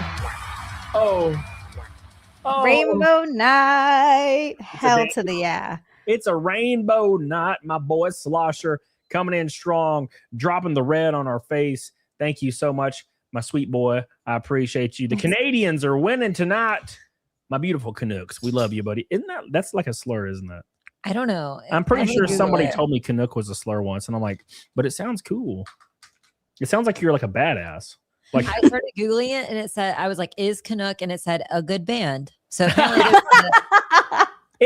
a Canuck sounds like a dude, like a Canadian dude that's like, hey, and like jumps out of a tree and like fucking slits a deer's like throat. It says Canuck is generally considered a neutral or affectionate slang term for a Canadian, often used proudly. Hey, Canucks! All right, Canucks everywhere. Hey, that Canadian lied to me. He lied to me. He lied to me. I think it sounds cool. You know, it's better than redneck. Yeah, you remember that time, Zia? I got fucking banned on X for calling myself a redneck. Oh my God, that's right. You never got that account back, did you? No, it's gone forever. That's fucking crazy. And I said I was a stupid redneck, and it was like rednecks hateful, and I was like, what? But that's me. I'm a redneck. April, thank you, Slosher, so much, baby. I love you. I really appreciate that. Slosher's the man. We are officially a fifth of the way to bikini off. The bikini off goal. A fifth of the way. We're starting to roll fast and loose. Thank you, Slosher. And April says, having fun in Vegas. Just that. Why you got to come in here, April, and say that shit to me? Having fun in Vegas while I'm sitting here slaving over a hot PC. God, I wish I was in Vegas having fun. Yeah. I wish I was on vacation. I got to work tomorrow. April always comes in and says some shit that makes me feel like I'm a lame. She's always like, yeah, I'm in South Carolina partying. And I'm like, well, that's great. She's living her best life. She is. No, April's great, man. All right. Anyways, let's continue this video and see what we got. Thank you again, Slosher. I appreciate that, brother. It looks like we might hit it. We got about an hour left to hit the goal. We are a fifth of the way there. Thank you, brothers. Here we go. There we go. Or like not care. And it's only been 3 weeks. But like I do really like him. I appreciate his company a lot. And so it's just kind of like irritating because I'm about to go away for 7 months, and I've expressed to him like, hey, I'm gonna miss you, you know, like we haven't been dating that long, and then majority of our relationship will be I'm gone already. And now I think he's gonna break up with me, which fucking sucks. But also at the same time, like, do I give a fuck enough to like actually care? Like, he's a great person and I like him. That's obviously why I'm trying to like pursue something long term with him. But if this is gonna be an issue reoccurring in men with me, low-key just might be the front on, because there are mistakes I made, and I understand that that's really bad and it's horrible for what I've done. But it's shitty because it's like I just want to find someone to settle down with, and I don't want to be like known as that, even though I have done that in the past. You know. I think the best path forward is to lie and do what all women do, and just do a third, right? There you go. So if Jesse, for example, was to say, hey, I'm only going to tell people a third of the actual number, then, you know, she only tells people it was 90. Oh my God. You're good to go. Yeah, that works, right? I think that's what I would do as a girl. I would fucking lie, brother. Lie. If it doesn't matter and it bothers dudes that much, I don't know. It's a weird thing. Everybody's allowed to feel how they're allowed to feel. It's just, I don't know. Here's what it is, Zia. The guy that she's dating is probably like 1 year older than her.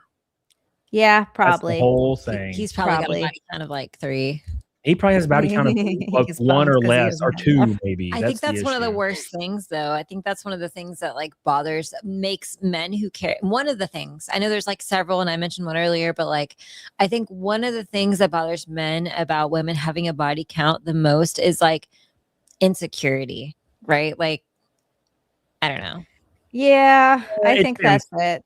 It depends, and the reason I say that is because it goes back to the extremes. If a girl's been with 15 or 20 dudes and she's fucking 30 something, and you're weirded out by it, and you're like 36 or 38 or 40, yeah, you're there's your insecure. Insecurity, yeah. Like, because like you are old people, brother. Like, calm the hell down. But Now, if you're 21, I feel like it's a little different. I feel like it's also insecurity, right? I think there's several valid reasons besides insecurity. I just think that insecurity is definitely Yeah, but when it gets to 100, part. like that starts to become a personal preference thing. I do think there are extremes. I 100% agree. I think you get to a point where you're like, oof, all right, that's that's a bit much. And I think a lot of people hear it. Like when some people hear like 20 or 30, like it's usually men, because usually it's men who have a problem, right? So like when a man hears 20 or 30, he looks inside himself usually, and I'm saying a guy that would have a problem with this, he's like, damn, I've only been with 2 girls and I'm 30. Like 20 is a lot. Yeah. Right. But when I look at it, like when I went through my fucking disgust and Tinder phase, bro. You understand how quickly 20 can yeah, go by. bro. That was like my first 3 weeks of being like divorced. Yeah. Was like 20. And I was like, so I think it's just a perspective thing. It's completely perspective based. And like dudes that tend to have a problem with a reasonable number, like 10, 15, 20 at the age of 30, is people that it's because they're looking directly from their perspective of having literally no bodies. So they're like, this is weird to me, right? Dana. It's also weird because I think that a lot of people are different when it comes to like how important sex is to them. So if sex is really important to you, you're probably not going to, like as a woman, you're probably not going to waste time like dating someone for like 6 months before you have sex with them. You're going to do it and then decide to be in a relationship or not. You know what I mean? Right. So like, for a lot of women, I feel like their body count being higher, like has a little bit to do with that. Like you're like, do we have the correct chemistry before I even waste my time? Yeah. True. Dana says, hi. Thank you, Dana, for the orange boy. We're now almost a fourth of the way to bikini off at the final goal of 1,000 in super chats and or other things. We're going to do a bikini off, and we're going to put a poll up, and you guys are going to determine who is better. And I'm not going to put myself on there, because if I did, it would be like putting a dim on a ticket of 2 Republicans running. It's not fair, right? Because everybody will vote for me just for fucking memes. Thank you, Dana. I appreciate you, brother. Nick says, in reality, the image of being ran through by 50 dudes is fucking gross. It is if you think of it from those terms, right? If you think of a chick getting ran over by 50 dudes in one night, yeah, that's atrocious. But we're talking, you know how long 15 years is, brother? It's a long fucking time, man. 15 years ago, how old am I? 15 years ago, I was like a child. Month. Like, look at like when they started having sex, and then how many months past that they've been alive, and then average it out, and then I think it usually makes a little bit more sense. If you look at it from that, it's always gonna seem gross if you look at it from that perspective, like because you're thinking of it happening all at once, right? Right. Yeah. And then there's also the idea of like, okay, so she slept with 50 dudes, but what if she slept with one dude like 10,000 times? I don't know. Yeah, like, that's a good point too. That's a great point. Really? Yeah. I don't know. That is a beautiful point. Yeah, that's a very, very good point. Is like, do you feel the same if her she's been with 2 dudes, but her last boyfriend, he like had sex with her like 5 times a day for like 6 years? Yeah, that's Came a great point. all in her booty hole multiple times, like really just going for every it. spoke. He tongued every spoke. What if she had missionary sex with 50 different dudes, all at different times, but then like this other girl had sex with one guy, but they've like done all the dirty, nasty things like 50 million times. Long like fucking he peed monster. in her butt. Yeah. And he's got like a fucking literal like forearm. Yeah. Right. And you got your baby PP, right? Just stretching everything out because he's huge. So if you've been with one guy, why does it look like a grenade went off down here? Well, he was dangerous. That was a great perspective take, actually. I hadn't really thought of that. That's why it always was just interesting when they're like, it's like throwing a hot dog down a hallway if she slept with a little piece of people. But it's like, what if her ex-boyfriend was like just one dude, but he was hung like a horse and they fucked all the time? Like, there's no real difference. Yeah. Mileage versus previous owners. Yeah. Makes sense. Makes sense. All right, let's pull up the next video. This is fun. So this guy's in a courtroom playing a caught on tape of his ex-wife or wife he's divorcing or whatever, saying she's gonna ruin his life. Ooh. I'll move heaven and earth to take you down in this divorce, and this is the you decide to play. You have 1 hour to deposit that money, or I swear to God, Vince, I'm calling the cops. and telling them how unsafe I feel around you and how mentally and emotionally you've been and how you pushed me up against the wall in the bathroom my last day in that house and I had to tell you to get off me 3 times. Do you want to be arrested in front of your kids, Vince? Because that I can make that happen. Watch me. Yeah. Who was that on that recording? That was Leah, my wife. Okay. And when did she tell you she was having an affair? I found out, and she didn't tell me at first. She gave me papers on. She gave me the divorce papers on a Sunday. I found out on a Tuesday from my brother, and when I asked her, she did tell me she was having an affair. And then by that Saturday, she had moved. Oof. Oof. Oof. Damn. It's just buddy. like that one girl that said that she was going to call the police and tell the police that her boyfriend molested her children. I mean, we don't know what happened here though, because it sounds like she wasn't exaggerating. Like she didn't exaggerate what he did. She could have said that I'll tell them you punched me in the face. But no, she just said like, I'll tell them about how you did push me up against the wall and I had to tell you to get off me. Like, so I don't know. I don't really know what's going on here. Cause like, it sounds bad to like be like threatening and trying to blackmail somebody into depositing money into account. But like, did he take all of their shared assets out of their banking account? And then that's what catalyzed her to make that phone call. Like, well, I mean, know. the elephant is in the room is she was having an affair. Yeah. That's the biggest. Yeah. So she was caught having an affair and then he's going to divorce her and, sue her because that's what you do in divorce. And now she's like, well, I'm going to tell him that you beat me and I'm going to get everything from you. After she had the affair, adding insult to injury, which in complete fairness, depending on the state you're in, you're fucked if you have an affair. There's not very many left, but there are some states. Yeah. Right? But that still doesn't entitle you to take all of the money you guys have out of shared accounts. It should. Yeah, I don't know. This one, it depends 100% on what was happening. If he was legitimately an abusive piece of shit, like for real, like actually legitimately abusive piece of shit, then yeah, fuck off. Like go fuck yourself. I don't think like pushing someone against a wall and holding them there is like inherently abusive, close, but it's not like, it's not. Yeah. It's usually a precursor, but I feel like that's a self-report. All he's ever done. I feel like that's a self-report. Yeah. Every time I hear about a girl being like, when it starts to get really rocky in a relationship, one of my friends, his like ex-girlfriend did this, where their relationship started to get rocky, and he started being like, I think I want to move on. Like even he was doing it, and he's not the guy that does that. Yeah. Right. And she started implying that she was going to tell the police that he like held her against the wall. And I'm like, what does that mean? And why is it always holding against the wall? Did he strike you in the face? Did he hit you with a blunt object? Does any of these things happen? Well, I fell. Was he trying to get you to stop hitting him? Yeah, exactly. There's a lot of insinuating circumstances sometimes. Yeah. True. Yeah, it can go. It's tough. It can go either way. You can be in an abusive relationship and do whatever you can to try to get out of that relationship. And if guy or girl, I don't fault you for trying to do that. That being said, if you're just cheating for no fucking reason and then trying to blackmail him, then yeah, you're the piece of shit. I don't know.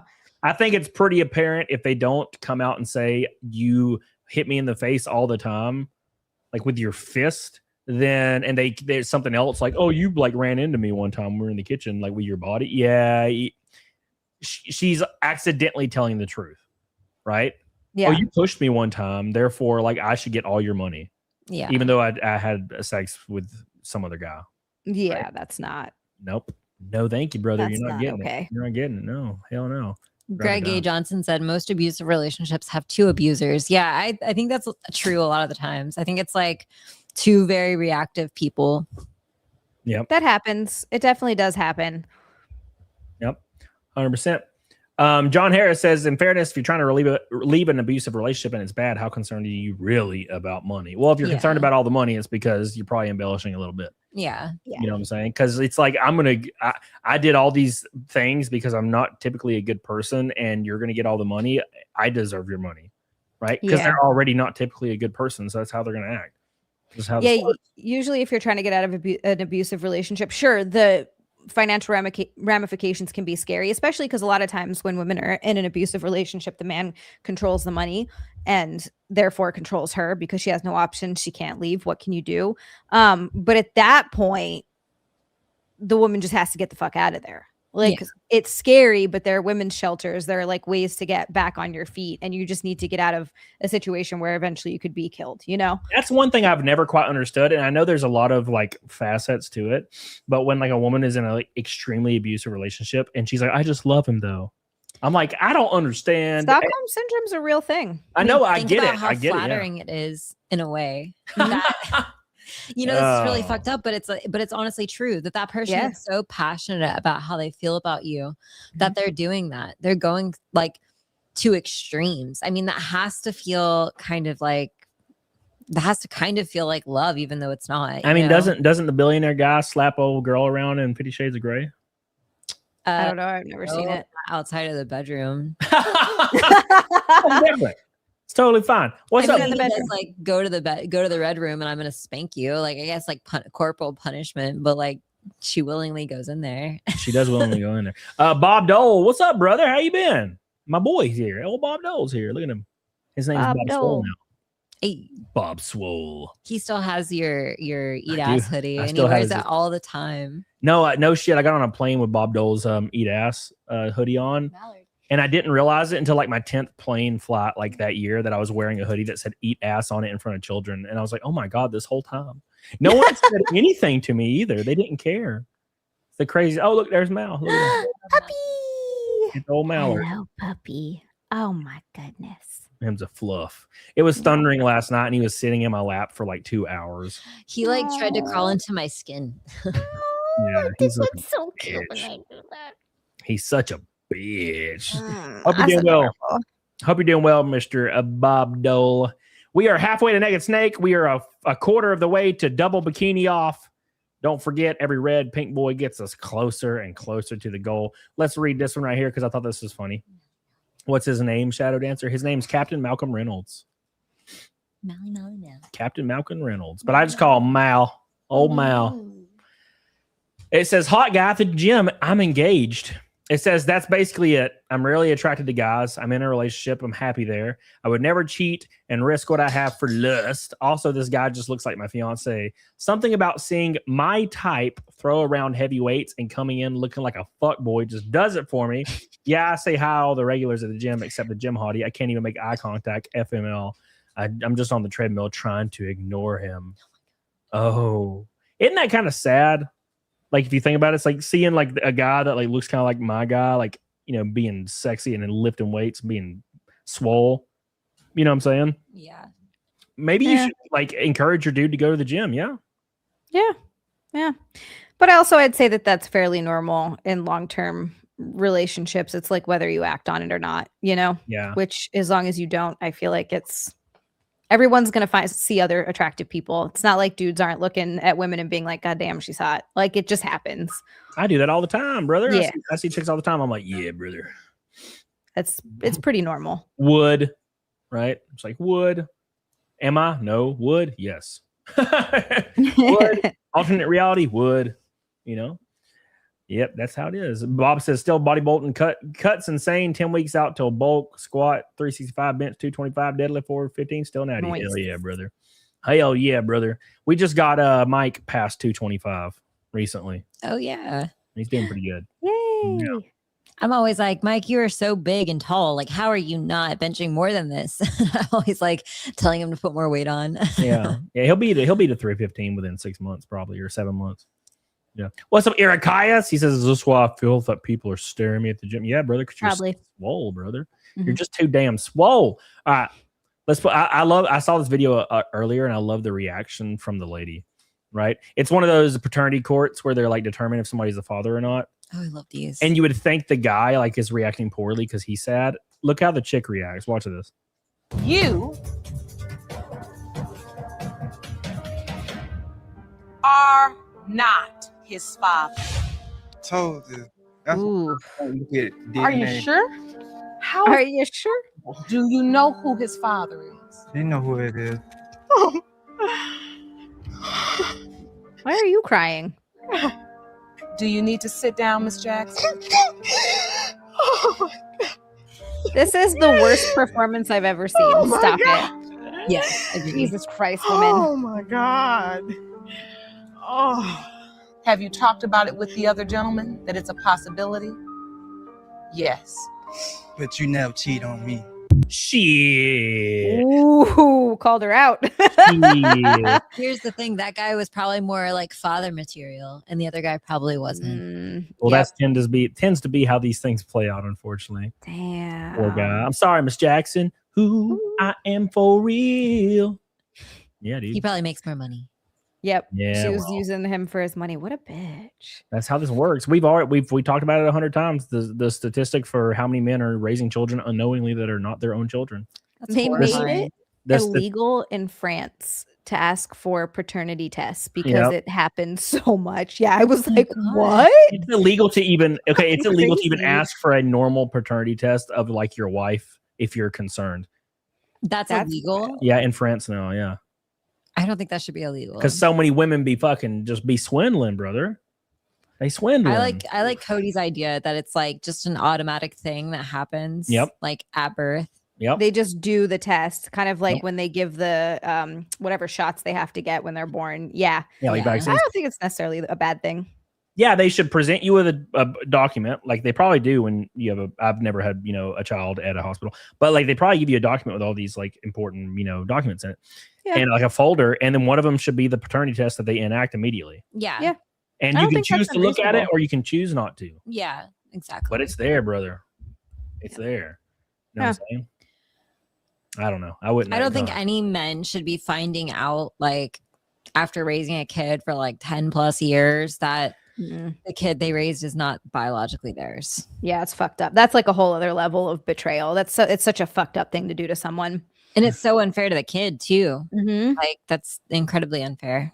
God, Yeah. that'd be brutal. That'd be brutal. But it's just Horrible. it happens, brother. It happens Oof. by more than what is it? It's like 13% unknowingly and 30% suspicion.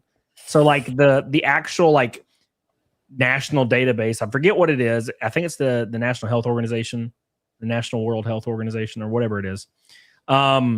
They have statistics on it, and it's like 13% of men currently in America, I believe it's America, it could be the world, but I'm pretty sure it's America, are unknowingly raising children that are not theirs. And 30% that request a paternity test because they're suspicious are confirmed by the paternity test. If you're gonna cheat, why aren't you like if you're in a position as a woman to get pregnant, then you're trying, in my opinion. Like agreed. I hate that whole like it was an accident thing. Like, no, it's never a freaking accident. Do you know how easy it is not to get pregnant? It's very easy. Yeah, I've managed to avoid it for years. Right, exactly. Like and I've like I said, like partners, and also I was real young, but I still took care of business. You know what I mean? Like I didn't I never was accidentally pregnant. That's crazy. So like if you're going to be cheating, like how are you not doubling down on that and like saying, I really cannot afford to get pregnant with some other man's baby? Like how seriously? Like Yeah, Jesus, you just do not give a fuck, huh? Frank says my oldest daughter might not be mine, but she's mine now. So I just, so that's different. So like if you 30 years down the road, that's your daughter. That's your kid. That's different. Yeah. That's your daughter, I right? But agree. if you are like, I think you should, if you're suspicious if you're early on, like, cause your thought process might be way different at time of birth than it is 30 years in the future. Yeah. Like if you devote 30 years of your time and like a bond with like a child, like they're your child regardless. Yeah. But I agree. But if you should still be able to choose it though. Yeah. But if maybe you get back pay. You know what I'm saying? You get back pay. 18 years of back pay. That's Fair, all. That's fair. That's fair. So it's fine. Like it should just be an option, Frank. And I think like if it should be mandatory at birth, at least in the Western world. And if you choose to look at it, you can. If you don't, you don't. So Yeah, because I think there are people, like I truly believe, and I've seen it, that there are relationships out there that are legitimately healthy. And I think both partners worked really hard to get to that point where they're in a healthy relationship. And there is no doubt. They're just good. They know. They got it. But I think that's a smaller percentage. Yeah. for relationships. And then it takes the pressure out of having to ask, right? Yeah. Because it's like if it automatically happens, then your significant other isn't going to be upset that you're asking and putting into question her loyalty, right? Which is hard. Yeah. Shire, I love you. I love Rio. Says I'm new here. How you doing? Hope you're doing well. Royal Wee says Corey Richens eating fish tacos tonight. GBTFO. Oh, sounds delightful. I am starving. Thank you, brother. I appreciate you. Zia is wrong, amateur says. Wrong. I think barring extenuating circumstances, I think if I was in, that situation and I was pregnant and the person I was with like wanted to get like specifically asked for a paternity test, I would have a hard time not feeling like upset about that, Yeah. yeah. I've literally devoted my entire life to being loyal to you, and this is what the thanks I get, that kind of thing. It would be really difficult, barring special circumstances or something. Everybody in the chat's just simming for Zia right now. Aww. Zia's looking good. Zia's wonderful. Thank you, beautiful chat members. I love you all. Thank you for being kind. Wrong. Except for that one. Except for amateur. This bitch is wrong. We got a little time left. We got about 30-ish minutes left, 40-ish minutes left. Don't forget, we are halfway to Naked Snake goal for the super chats tonight and a quarter of the way to the bikini goal, the double bikini off between Zia and PDH for the first time in history and the only time in history. Don't forget. Don't miss it. Hope you're doing well, Steph. I see you. Let's pull up the next video. And we're gonna party. I am single because I am not loyal. You know what I did this weekend? Okay, this is what I did. I wouldn't brag about that. That's pretty honest, eh? It is honest, but I don't know if I'd be bragging about that. Okay. Yeah. A strip club, right? And because I was the single one, I got one guy to pay for all of our drinks. And then I got a second guy to give me and my friend money to throw at the ladies. I'm at a strip club. Oh my God. And like men want to pay for me. Like, I think that's valid that I want to be single right now, because what kind of guy would put up with that shit? You know what I mean? Like, if I'm with you, if I go to the strip club with you and a guy buys you a drink, I don't give a fuck. It's always made me incredibly uncomfortable when I'm in situations like that, where like I am somewhere and a guy wants to buy me a drink. So I'm like, okay, you're buying me a drink, but I don't want to sit and talk to you. So like, you know what I mean? Thanks, bro. Walk away. Yeah. And I don't feel comfortable being like, thanks, drinking it and walking away. Like, I don't feel comfortable with that. So like in those situations, like if it's online, like that'd be a little different, like I just, someone in chat said she's a foot. She does kind of look like a foot. She's a foot. But look how fat her fingies are. Like, why is her second digit so fat? It leads credence to the fact that like you ain't got to be cute or attractive to get some love. Chad says, "Double snow bunnies." What's up, my boy? Return of the Black Chad. How you doing, brother? Hope you're doing well, man. I know you were somewhere last week, weren't you? I can't remember. Hope you're doing well, Chad. Thank you, brother, for your goal, boy. Getting us ever so much closer. Who is like the epitome of like a Black Chad? Like when I think Black Chad, I think of like Denzel Washington or like who do you Idris think of? Elba. You should pull the picture. Pull a picture of Idris Elba. Yeah. Hold on. He's an attractive man. He's just he's Chadley. I didn't pull up that stupid bastard Google. What are you doing to me? I feel like Denzel Washington is also like for me, he makes me think of like as a white version, it like maybe it's just their mannerisms and whatnot. But who is that actor that plays in The Martian? I always forget his name. Matt Damon. Yes, Matt Damon. I don't know why, but Matt Damon will give me. Yeah, that's Idris Elba. Yeah, very attractive man. Maybe. Yeah. Well, he's like 70 now or 60, but that's a picture of him like. Wow, is he really 60? Holy shit. He's pretty old. I mean, there are younger pictures of him. And he just looks like an older Chad, but like younger pictures of him, he still looks like a damn Chad. I don't know. It wasn't the greatest picture of his face in that one. Someone said Michael Clark Duncan. I could see that. Yeah. No, that is a joke for me because I swear to God, that was mindless. Mindless is making jokes. All right, look, not every black guy is Michael Clark Duncan to me. Okay. I love that guy. He's kind of got too much of a cuteness to his face, though. It's not like Like a Chad has like no cuteness, just like manliness, and this guy's like cute, you know. I'm tired. Yeah, boss. he's got a I'm sweet tired. face. Yeah. There's the meme. That's where the meme comes from. I'm tired, boss. I'm Aw. tired. Look at him. God, I love that man. I'm googling hot black actors. Oh my God. Your algorithm's gonna be fucked. Completely fucked. Hot black actors. All right, let's pull up the video again. Oh, who is this? Okay, I found who I think is the Chad. Hold on, who is that? Pull it up. Hold on, I gotta find him because I'm on this website and he was like at the top of the website, but it didn't tell me who he was there, and I gotta scroll down. I don't know. A lot of people might say Michael B. Jordan, but I think he looks kind of like a punk, like a Omari Hardwick, like a goober. Okay, He doesn't do nothing for me. Yeah, he looks kind of like just a goober, like a Will Smithy goobery. All right, this guy is pretty Chadly. Like you can imagine him in like a sergeant uniform. A sergeant. Him's a sergeant. Yeah, I can tell. I can tell he's a sergeant. What rank are you, sergeant? You look like a sergeant, brother. Yeah. Okay. Yeah, I could see that. Yeah. He looks like somebody. Yeah. You're right. He does look like a Chad. I feel like he's a little too like. I think we got to find like more of a traditional example. You know what I mean? It's hard to think. There's that one guy that's in a lot of shit. I can't remember any of it, but he's in a Black Mirror episode I watched recently when I tried to go back through that show again, and I can't really watch that show because after like 3 episodes, I'm like, all right, I'm tired of this. I mean, Michael Jordan is a little. He's got kind of cute too, though. Yeah. Cute. Yeah.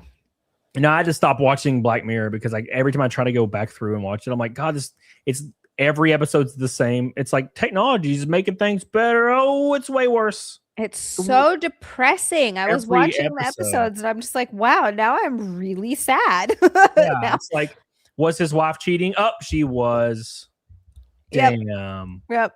Damn, brother. Hey, make sure you guys like the stream. Don't forget, we're a quarter of the way to Bikini Goal with a little bit of time left. A couple Red Boys and we're there. Don't forget. All right. Let me pull up the video now. There we go. Like, come on. Like, it's not like I was like flirting back. I mean, I was. Like, it's free money. You know what I mean? Like, oh my God, it's like I'd be a terrible girlfriend. So and I wouldn't want to do that to anybody. So I'm just happy being single right now. I don't have it in me to be loyal. That's a cope. I don't know, man. Like going to a strip club is one thing. Going to a strip club with like your significant other is fine. Yeah, I've never seen an issue in that. A lot of people are really weird about that. Like I've taken friends. Like one of my shy friends that's like never been to a strip club. They always have this weird idea of a strip club, and it's never actually what a strip club's like. It's just like going to see a show with your friends, and like you're playing pool, you're doing other things. Yeah. On, I always would be like, I tell one of my buddies, I'm like, bro, we should go to a strip club. You're not there to like sniff a stripper's asshole or anything weird. Yeah. My friends that have never been, they already have a preconceived notion of what a strip club's like. So like, oh, I'm not going to go to a strip club, bro. And I'm like, what? It's fun. Yeah. So like, I finally would get my like shy. I've gotten 2 of my shy friends to go.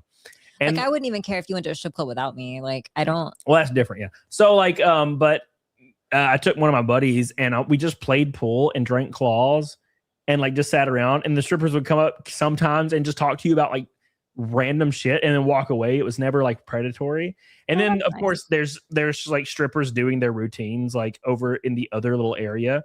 And the funnest part about it is watching dudes that are unironically like there for like nefarious purposes. Yeah. And they're like hypnotized at the stage and they're like throwing money, and you can like, they have like the kill look in their eye. They're like, oh my God. And the girls like in their face. And I'm just like, look at this motherfucker over here. It's crazy. Right. And one time I took Jesse and like another one of our female friends, and I gave them like 100 ones each to like throw at the strippers. And one of the strippers came over and was like, is that your man? Like to both of them. And they were like, yeah. And then she tried to come to our house, and I was like, no. She wanted to come home with us. No. She's like, what are you guys doing after this? Do you want to take Wow. No. I was like, no, ma'am. Wow. And then she got mad. It was weird. Yeah. It was very strange. Rudy Toot, go to a strip club in Sault Ste. Marie, Canada. They pull you up on stage. I got in trouble because I came home with fingernail marks. Oh my God.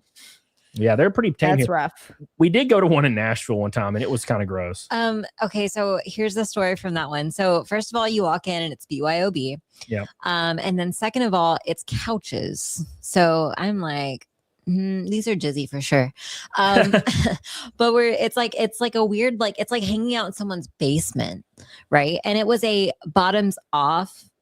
Oh, joint. yeah. So like you get the whole shebang. And they were doing this. This one thing was really cool. They did a painting contest where like they would paint, like a girl would do a handstand and then another girl would paint inside of her like butt crack and like, you know, and then they would paste it onto a paper. And like, so, you know, they do butterflies or like a heart, you know, symmetrical things. And they painted the butthole. So it made like a little butthole kiss on the paper. No, look, okay, that's the only one I ever went to. That's the only one I ever went to. He says, are you talking about the Deja Vu? I think so, yeah. That sounds familiar. Yeah. It was the only one I ever went to where I kind of felt a little strange and uncomfortable. It did feel uncomfortable. Like, I think it was not the people and the girls. I think it was the crowd that was there. And the like, vibe. It was just freaking weird, It man. was very like scummy. Like you would imagine people are just like in the shadows, like jerking off and like coming. It was over the weird. place. It was Like- very, very strange. Yeah, it was just not really fun. This might be an unpopular opinion, and I feel like dudes are going to be like, okay. I just feel like fully nude ones aren't as fun. No, yeah, yeah. Like it's just it's not that like you want to see real. them. Yeah, it's too real. It's too seedy. It's too like ugh. Yeah, I don't know. There's something fluids about involved, you know, like Yeah. just imagine, that's like you're swapping DNA at that point. Like you're gonna get splashed or something. Oh God. Exactly. Like that's too much. Like I don't want a stripper's cooch anywhere on me. Man. Imagine they come and sit in your lap and they leave. Yeah. Like, you know what I no. mean? Like as a Oh. female, you understand how much discharge there All actually right. can be. All right, brother. What? Jesus, Mary and Joseph. God. Ovulation Oh. discharge, not pretty. Agreed. All right. Well, anyways, we got a rumble rant from Renee Galarza. Says some strippers will actually have sex with you if you tip them. Yeah, they will, Renee, by the way. Thank you for the rumble rant. One of my first ever experiences at a strip club, I was a baby. I was a straight baby. I was like 21 or 2. And I was at the GameStop convention in Las Vegas. And of course, all the goofy GameStop managers that are neckbeards, like, let's go to a strip club. So I was like, okay, I've never been and I'm nervous. We go in the strip club and I'm sitting there and all the guys that are with me are like at the stage, like throwing money and like all hypnotized. Kids, keep in mind, it's all GameStop managers, right? So they're all at the stage, like freaking being weird. And I'm sitting there by myself, just trying to exist. I don't drink. I didn't drink at this point in my life. So I had like a Coke beside me. That was $20, by the way. And this lady comes out of the back room and she looks at me. I see her from across her and she looks at me and I'm like, oh God. And then I was like, oh, we just, you lock eyes with people sometimes. She walks all the way across the strip club and sits in my lap. And I'm like, oh my God, what is happening? And she's like, hey, what's up? And she's like, where are you from? And I'm like, I'm from Alabama. And she was like, okay. And so she called me Alabama all night. And I remember she like grabbed, I was like awkward. I was just sitting here like this, like my hands beside me. And she grabbed my hand and put it on her side. And I will say, I remember vividly, she was like so soft. It was ridiculous. Yes, they do Like, a lot of exfoliation. I was like, how are you this soft? It was like a freaking like one of those pillows, like fleece pillow or something. Strippers love women, so I experienced that when a stripper put her boobies in my face. And yes, so soft. Yeah. So anyways, so she kept like, she would be like, hey, you want to like go in the back? And I was like, no. And then she like walked away and then she came back and she's like, hey, like, I'll like give you a blowjob for like $100 or something. I'm probably getting my amounts mixed up because it's been so long. And I was like, no, thank you. And then she left and came back and she's like, I'll have like sex with you for $100.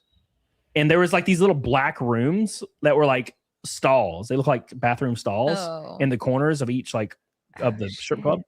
And there was people going in there. And I was like, no, thank you. And she's like, oh, okay. And then she leaves. And then 10 minutes later, she comes back and I see her coming. I'm like, fuck, man. And she sits on my lap and she's like, look, she's like, you're cute. So like, let's have sex for free. And I was like, and I'm not. I was like fat. It's probably because I was saying no. And she was like, fuck this. I'm getting this motherfucker. And I was like, no, thank you. And then she took my hand and like took me back into like, there's like dark areas that are like fucking dark. And started just like dancing and kissing all over me. And I'm like, I don't want to be here like at all. She's going to frisk you after. Bro. She's going to be like, yo, pimp daddy, this guy had sex with me and he's not paying me now. Yeah, That's yeah. what happened. So, and then she starts reaching in my pants and stuff. And I like stopped her and she's like, "Are you gay or something?" And I was like, "No, I am married. This is wrong." And she got up and walked away. And before I let her come back, I got up and left and went and sat on the curb outside on the strip at Las Vegas, which was way more barren back then. There was it was more like the strip and then places. There wasn't like all these weird escalators and crossovers and shit. And then I waited for them to leave so I could get like a taxi to go back because it's before Uber and shit. But that was like a terrible experience. And yeah, that's super predatory. It was rough. It was spooky. But that was like because I didn't know what the fuck I was doing. I had no idea what was going on. I do remember like one of the GameStop managers who was like a crackhead at the time, like literally was he was entranced and enthralled by this one girl. God damn, he kept getting in trouble for touching her. And this was right before I left. I was like, I'm getting the fuck out of here, brother. Like it was terrifying. Make sure you guys like to stream for the terrifying stripper stories. Do you have any stripper stories, Zia? You've been to a strip club, yeah? Yeah, I've been to a strip club a couple of times. Not really, other than just what PDH said. They love women. They love if you go into a strip club as a girl, the girls are all over you. It's crazy. I will say, for Chrissy's bachelorette party, we went to Atlantic City and stayed the night. And we did go to, it was like one of those male review shows. And I will say this. Those are not super enjoyable. Don't get it. Don't see why it's hot. Don't understand why it's sexy. Don't know why girls do it or like it. Not a fun time. What is it? I couldn't agree with that. What is it? One of those it's just like male strippers. It's like one of those male review shows where they do the whole dance and then they get into like I just don't want to see a guy in a Speedo that's not hot. Like there's nothing hot about that for me personally. Yeah. But we stayed afterwards I guess at a certain time it switched to a women's strip club and then the women came in. That was far more fun. And it was just me and Chrissy like throwing money at the stage at the women who were like super nice to us. And we're like, "Oh, do you want to dance?" And then all the dudes were just standing way back, just staring. And like no one was at the stage. It was just us. But yeah, so that's like really my only. I've been to other ones before too, but yeah, if you're a girl and the girls just kind of swarm you. Yeah, Mindless Indulgence brings up a great point. He's like, women also like drag shows. I don't understand what women want. They get down to some Speedos too. I think drag shows are more fun, not necessarily for sexiness. So I feel like it's something to do with like, I don't know. Like, I feel like a lot of male strippers, they're probably gay. So like, yes, it feels almost like patronizing. Yes. And then also like with the drag show, it's like drag women, or drag men, like, that they're like, I don't know, like men, I'm talking about like, what is the word? Hygiene, I guess. Like, I would just expect that they're like waxed and powdered and like, clean. And like, I don't know if I trust male strippers to like have their ball sweat in check, I don't know. I feel like they would. Like, I mean, I feel like they if it's anything like female strippers, I think they would, yeah. Maybe, yeah. They probably go real hard. Yeah. Right. I'll look down one day and be like, why do I have like a forest? I didn't even realize this was here.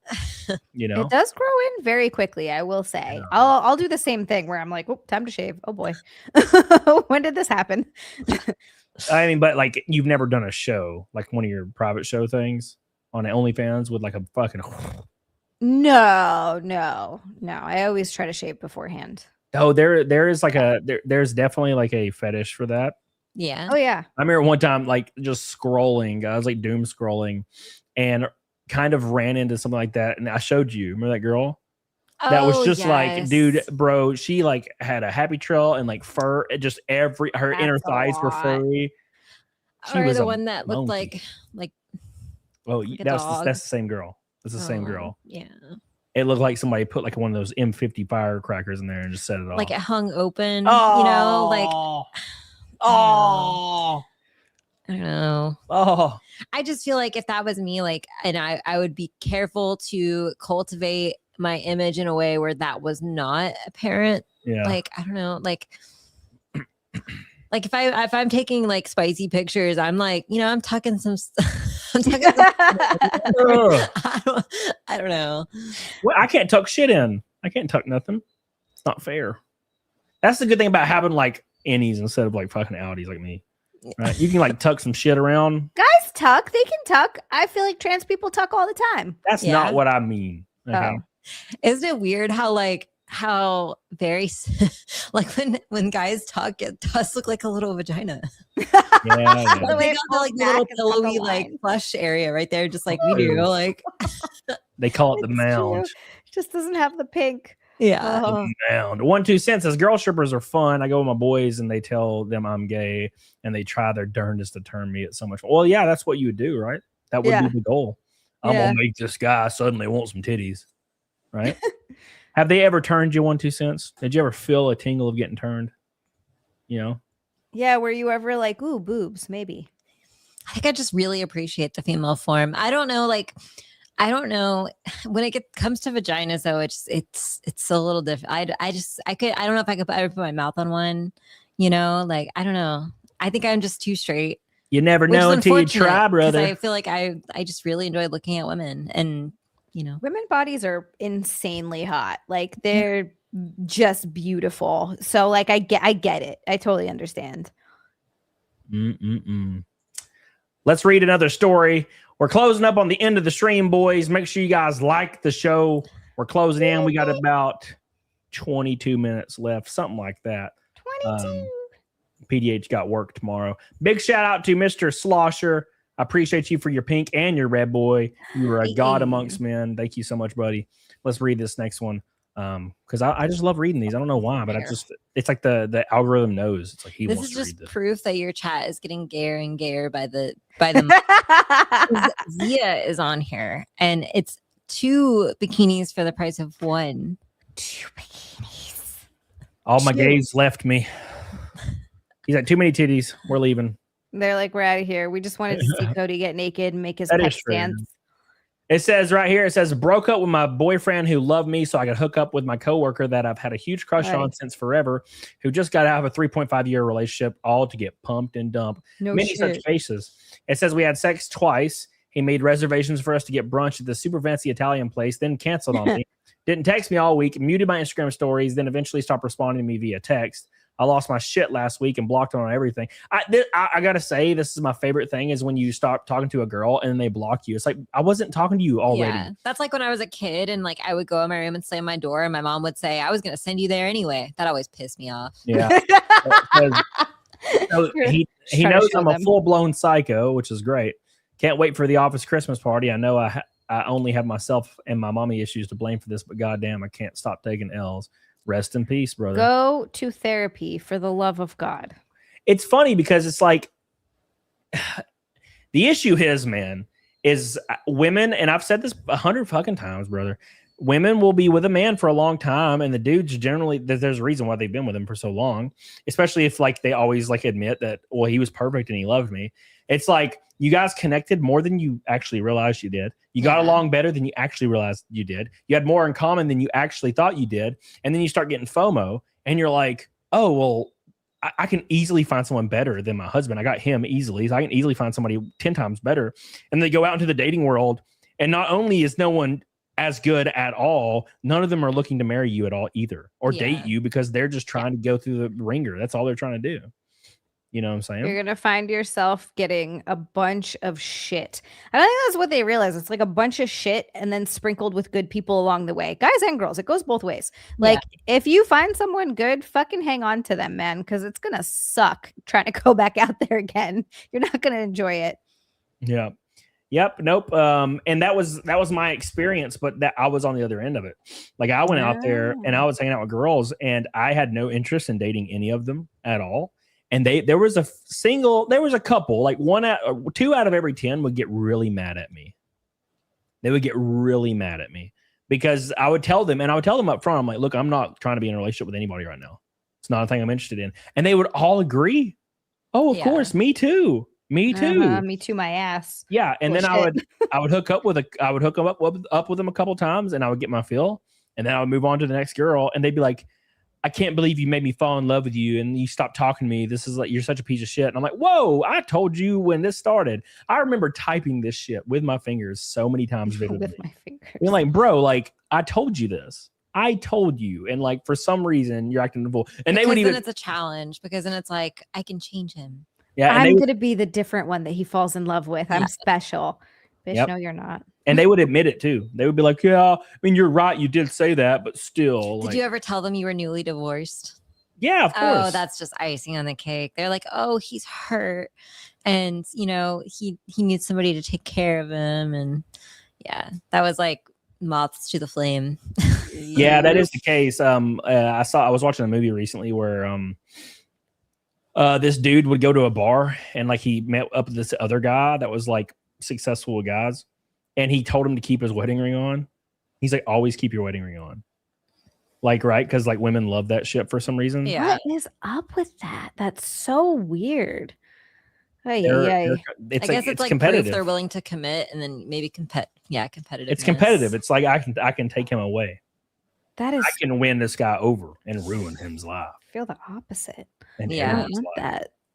I'm like, anybody who would cheat with me is just going to cheat on me. So Yeah, 100% yes. Man, you know how many guys I know that don't understand that? They're like they'll like be hanging out with a girl that's actively cheating on their significant other all the time. Yeah. And I'm like, they're like, yeah, like I'm I really like her and I want to be with her. And I'm like, if she's cheating on her dude, like literally like all the time, she's probably gonna cheat on you too. It's like it's like it never crossed their mind.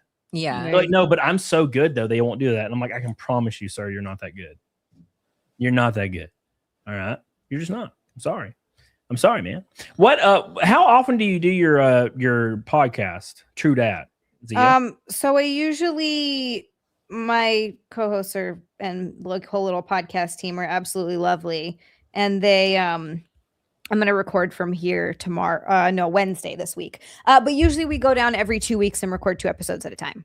So, and my co-host is from Philly. So he comes in from Philly. I go from where I live down to New York City. So it's like a 7 to 8-ish hour round trip, depending on traffic, and then plus podcast recording time. So yeah, that's pretty much we'll do, but they come out once a week. And how did you get I've been meaning to ask you, how did you even get started doing that? Well, so I mean, OnlyFans is something I actually started doing more recently than I've been. Like, I was podcasting and hosting long before I ever started doing that. But it just is a series of connections. But I had been doing so much stuff at Gas Digital. Like, I had been on so many random podcasts there. Lewis, actually, one of the owners of Gas Digital, thought of me specifically for this podcast. So he pitched it for specifically me and Naeem. So he pitched it to me and pitched it to Naeem and had us, like, Naeem and I had never spoken before this. I didn't know who he was. We've never met. Like, the first time we ever had a podcast was like the first time we spoke. So, but it worked out really well. Like, we ended up, I guess Lewis just saw it. He was like, yeah, I just think that you guys are going to work well together. And it worked out perfectly. So yeah, he pitched the show to both of us. And then we were just like, yeah, fuck it. Let's do it. So we got it all put together. They did the intro, everything. And then we just started recording it. Well, hell yeah, dude. It's working. I'm gonna go find it on Instagram. I followed it because I randomly saw your happy ass on there, like on a podcast, and I was like, why are you on this? Why are you in this? Yeah. That's I know. One guy commented, it was so funny. He commented, like, I came to follow Zia. Why am I getting force fed this black guy? And I was like, this is my podcast. I don't know. Like, there's a black guy on it. Yeah, I see it. I see it right now. Yeah, see, there she is, right there. Look at her. Yeah, mindless is right. Lewis, who owns Gas Digital, said they needed a white bitch. His words, not mine. They were like, "You need a white bitch," and he was you like, do like and I was like, "Yay, I'm the white bitch." It's me. It makes sense. I mean, it doesn't really work for me for some weird reason. They want the shirtless white dude, not the white chicks. But I see as from a bigger like perspective and a larger audience, everybody wants the white chick. I mean, look at freaking Hawk to a girl. I think it's probably Jesus also the combination. Like, it's the combination is probably really fun to watch. He also, I think, thought of it too because Naeem and I both come from less than wholesome backgrounds. And so we have a lot of, it's easy to talk about true crime. And then we go off on our little tangents about whatever bullshit that has happened to us. And it's fun. And then I think he was like, you didn't come from like the most what did he say? Like squeaky clean background. And I was like, yeah, well, we were raided by the feds. I guess you're right. Among other things. So it was just like a good combo. And then Naeem is from, Philly, and his dad like murdered people and is dead. Like, yeah, I think a lot of his brothers are dead. Did you guys do a podcast like talking about your backgrounds or? We did. Yeah. That was the first episode, was kind of an intro. And then we covered Dana Ireland, which was like a big case in Hawaii. This happened years ago in the 90s that I just grew up hearing about, because people don't get murdered too much in Hawaii. I mean, it of course happens, but just not as much because there are less people, more people. So when she died, it was a really big deal. And they just found out who the killer was like a few years ago. They solved it like 30 years later. So we talked about that. And then, talked about all of our like background life stories and stuff. It was cool. What did so your sister's out of prison, yeah? She's moving here. Yes, she's out of prison. She's on parole. Her parole officer agreed to start the paperwork to get her to her parole transferred here to New York. I'm so excited. So is she gonna move in with you, or Yes. when is this happening? Like in a few months. Wow. I'm like so pumped. We're gonna try to, because she'll be here and she'll be working. She saved a fuck ton of money. So she's gonna move in and she's gonna be working and she's gonna pay a portion of the rent. So we're looking to see if we can find a house that has a 3rd bedroom so she can move in. Because right now we just have this 2-bedroom. She'll be sleeping on the couch until we can find something else. But yeah, I'm freaking pumped. I missed her Is she gonna make an appearance on your show? Yes, I'm hoping so. Yes. I'm very interested in this, actually. I think this would be fun because I want to see if you guys have similar mannerisms at all or anything, even though she's brown and you're white. Yeah, I don't know. I'm wondering, because we were always very opposite. Like my sister was the very girly one, although she'll be surprised at the fact that I like wear makeup now and I have girly clothes. It's very, she's proud of me. I even get my eyebrows done. But she was always like, personality wise, we were very different and very opposite, but always like got along really well. Well, you don't have any pictures of her, do you? She's back on Instagram. Let me send you her profile. Oh, cool. She's been posting. I want to see the similarities. She's very cute. You have to let me know if you see any similarities. She looks paler now than when I know she doesn't get outside a ton and she's been inside for years, but she definitely looks paler than she used to. Yeah. All right, let me see that. Send that to me. Don't forget, boys, we are going to raid. I think I got Smash JT set up on the raid. So we're going to raid Smash JT here in a few minutes. I appreciate you guys so much for hanging out with your boy. I'll probably do some video. Oh, there it is. I sent it on your Instagram. Some video game stuff probably in the next day or so. God. Oh, okay. There's one profile picture. Yeah, I see. I want to see. I don't know. It's hard to say. I need to see her talking to see. Yeah. You have to see her talking and like see her face and stuff. Yeah. I can definitely see similarities. Like you guys have the same like eye shape and eyebrow shape. Same cheeks, I think, too. Yeah, cheeks and your chin too. Mm-hmm. I mean, hers is a little wider and yours is more narrowed at the base, but you guys have the same like face shape. Yeah. Yeah, okay. All right. There's some similarities there. I never know because we grew up looking so different. It's weird. It's why it's weird that she looks kind of Hawaiian and Zia's just white as hell. Yeah. Well, she looks like our mom and I look like our dad. Our mom was like, let me see if I can find a picture. I'll send you a picture of my mom. Let's see. My favorite picture is I think it's your mom holding you and you're just like a badass baby. That's the one. Yeah, that's like one of the I have photos of my mom, but not a ton are digitized because she died when I was so young. But yeah, it's hilarious. She's just this very native looking woman holding like the whitest baby in the world. Yeah, it is. I just came out so white. It's like you're so pale. We got about 7 minutes left, boys. Make sure you guys like the show. Make sure you guys subscribe to Zia and all that good stuff on your channel. She's doing shows every other day. What you do? Tuesday, Thursday, Friday? Tuesday, Thursday, Sunday. What the fuck days do I stream? Tuesday, Friday, Saturday, Sunday. Tuesday, Friday, Sunday. I'm 106 subscribers away from 10,000. Oh my God. This Hell has been the world's slowest. Climb to 10,000. My gaming channel's gaining subscribers, and I don't really do anything but just play games on there. Maybe gaming is coming back. I've missed gaming. I do think it is. I 100% think it is. I think it's coming back, and I think it's because it's partially at the fault of celebrities and industry. So, like when streaming became probably 2019, 2020 is when streaming kind of took over most all like entertainment. Like it became like a multi-billion-dollar industry, and they started inserting every comedian has a podcast. Ugh. Every single comedian. Half of actors have podcasts. Didn't even know that. Yeah, every politician has a podcast, and every one of these podcasts are getting pushed on the front page of every single app, like 24/7. And I think people are getting a little fatigued with just podcasts in general as a result, and people are looking for like a kind of a way out or something different, and that's where gaming is coming back. Because like my game streams on my other channel that has no algorithm push or anything will get like 100 people. Yeah. And I'm just playing Resident Evil or some shit. Nick is watching like a lot of game stuff. He watches a lot of this guy Bobby Poff, who plays Warzone, I think. Fucking crazy good player. But yeah, he watches a lot of him. He'll watch like Bruce play some other stuff. Bruce Green from Funhouse. I miss Funhouse, man. I don't even remember what Funhouse was. Oh, one of the best YouTube channels ever. Yeah, everybody was chasing the algorithm for so many years that everything became the same thing at one point. Right? It gets boring after a while. Yeah, it does. It really, really does. And that's why I've had a lot of fun playing games. It's been fun, especially since Resident Evil 9 is fantastic. It's not as great as people are claiming it is. I think it's just because it's been so long. But it is fun. I started speedrunning it, or I started trying to speedrun it like last night on like my downtime, and it is fucking brutal. On like obviously on the hardest difficulty, everything just kills you in one hit. I'm just getting my ass clapped. Clapped, I say. Rudy. Watching you play RE was the first time I watched anyone stream a game in a while. I recommended you to my brother. Hell yeah, dude. Appreciate you, brother. Yeah, I remember you being in there, dude. It was a lot of fun, man. A lot of fun. Hell yeah, dude.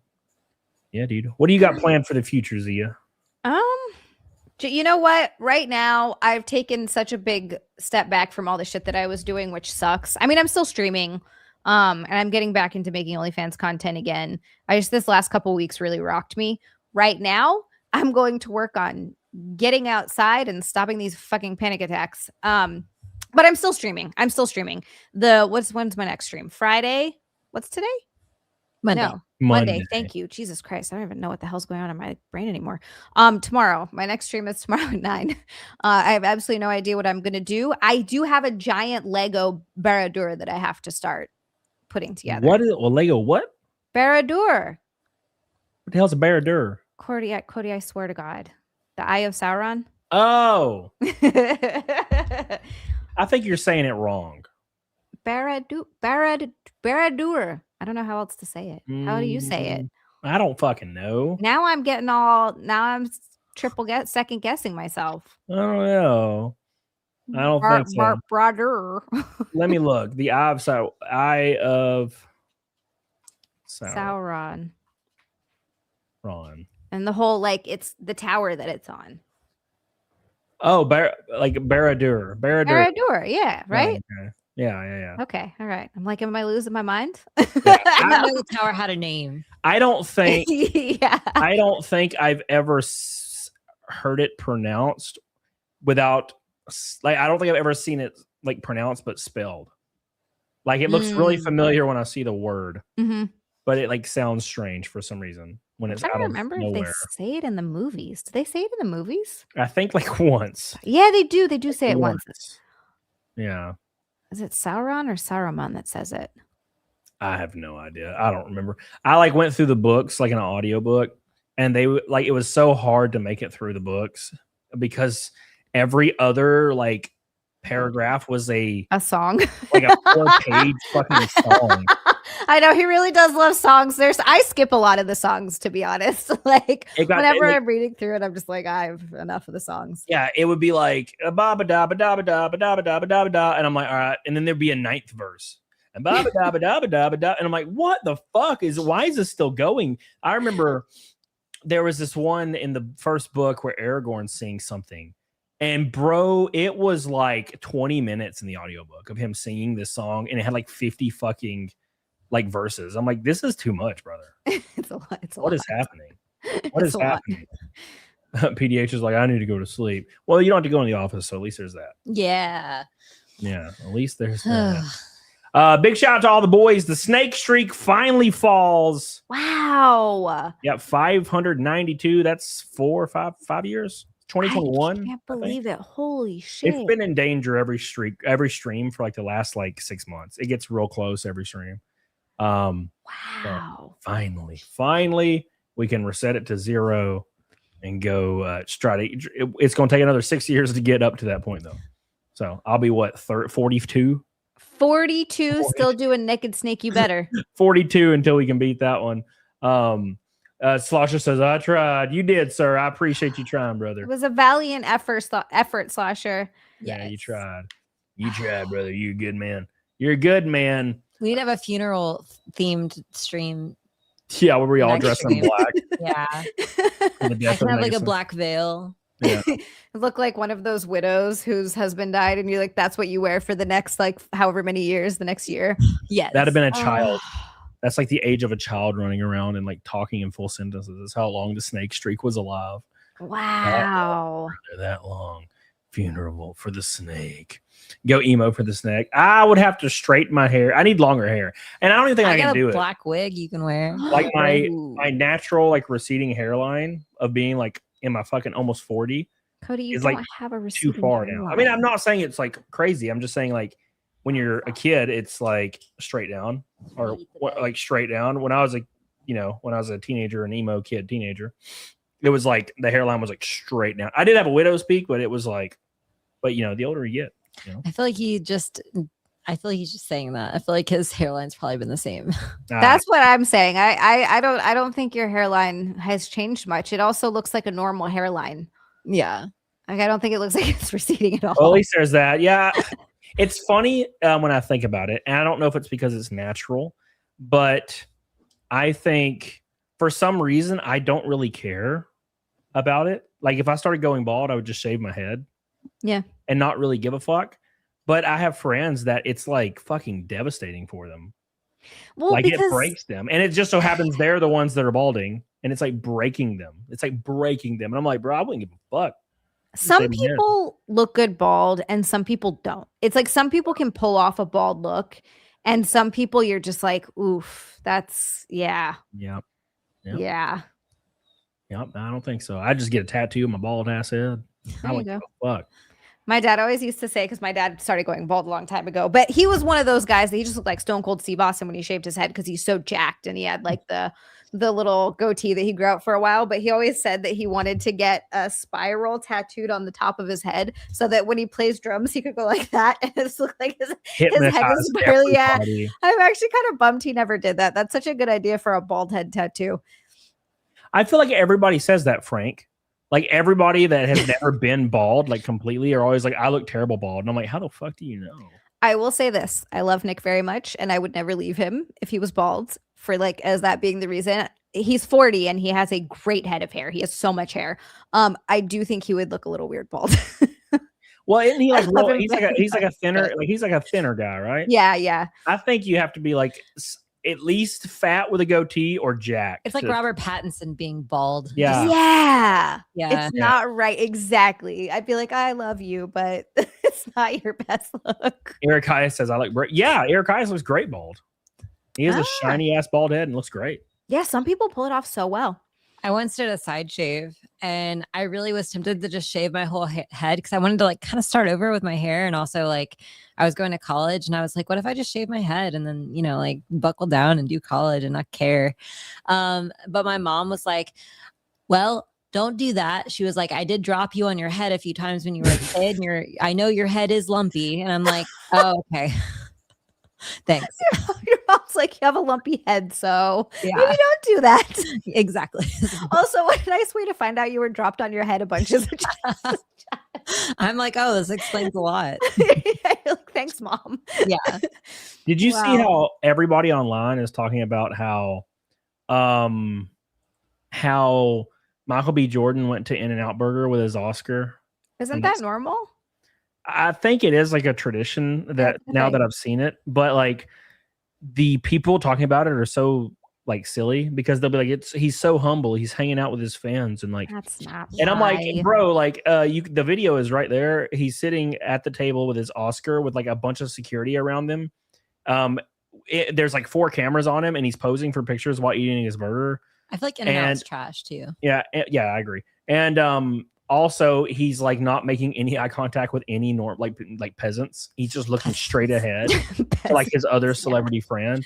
And I'm like, and they're like, he's so humble. And I'm like, going to In-N-Out Burger and putting your Oscar, your celebrity actor Oscar on the table as like the centerpiece and like with photographers and security all around you is not fucking humble. It's the opposite of humble. But what if I went to a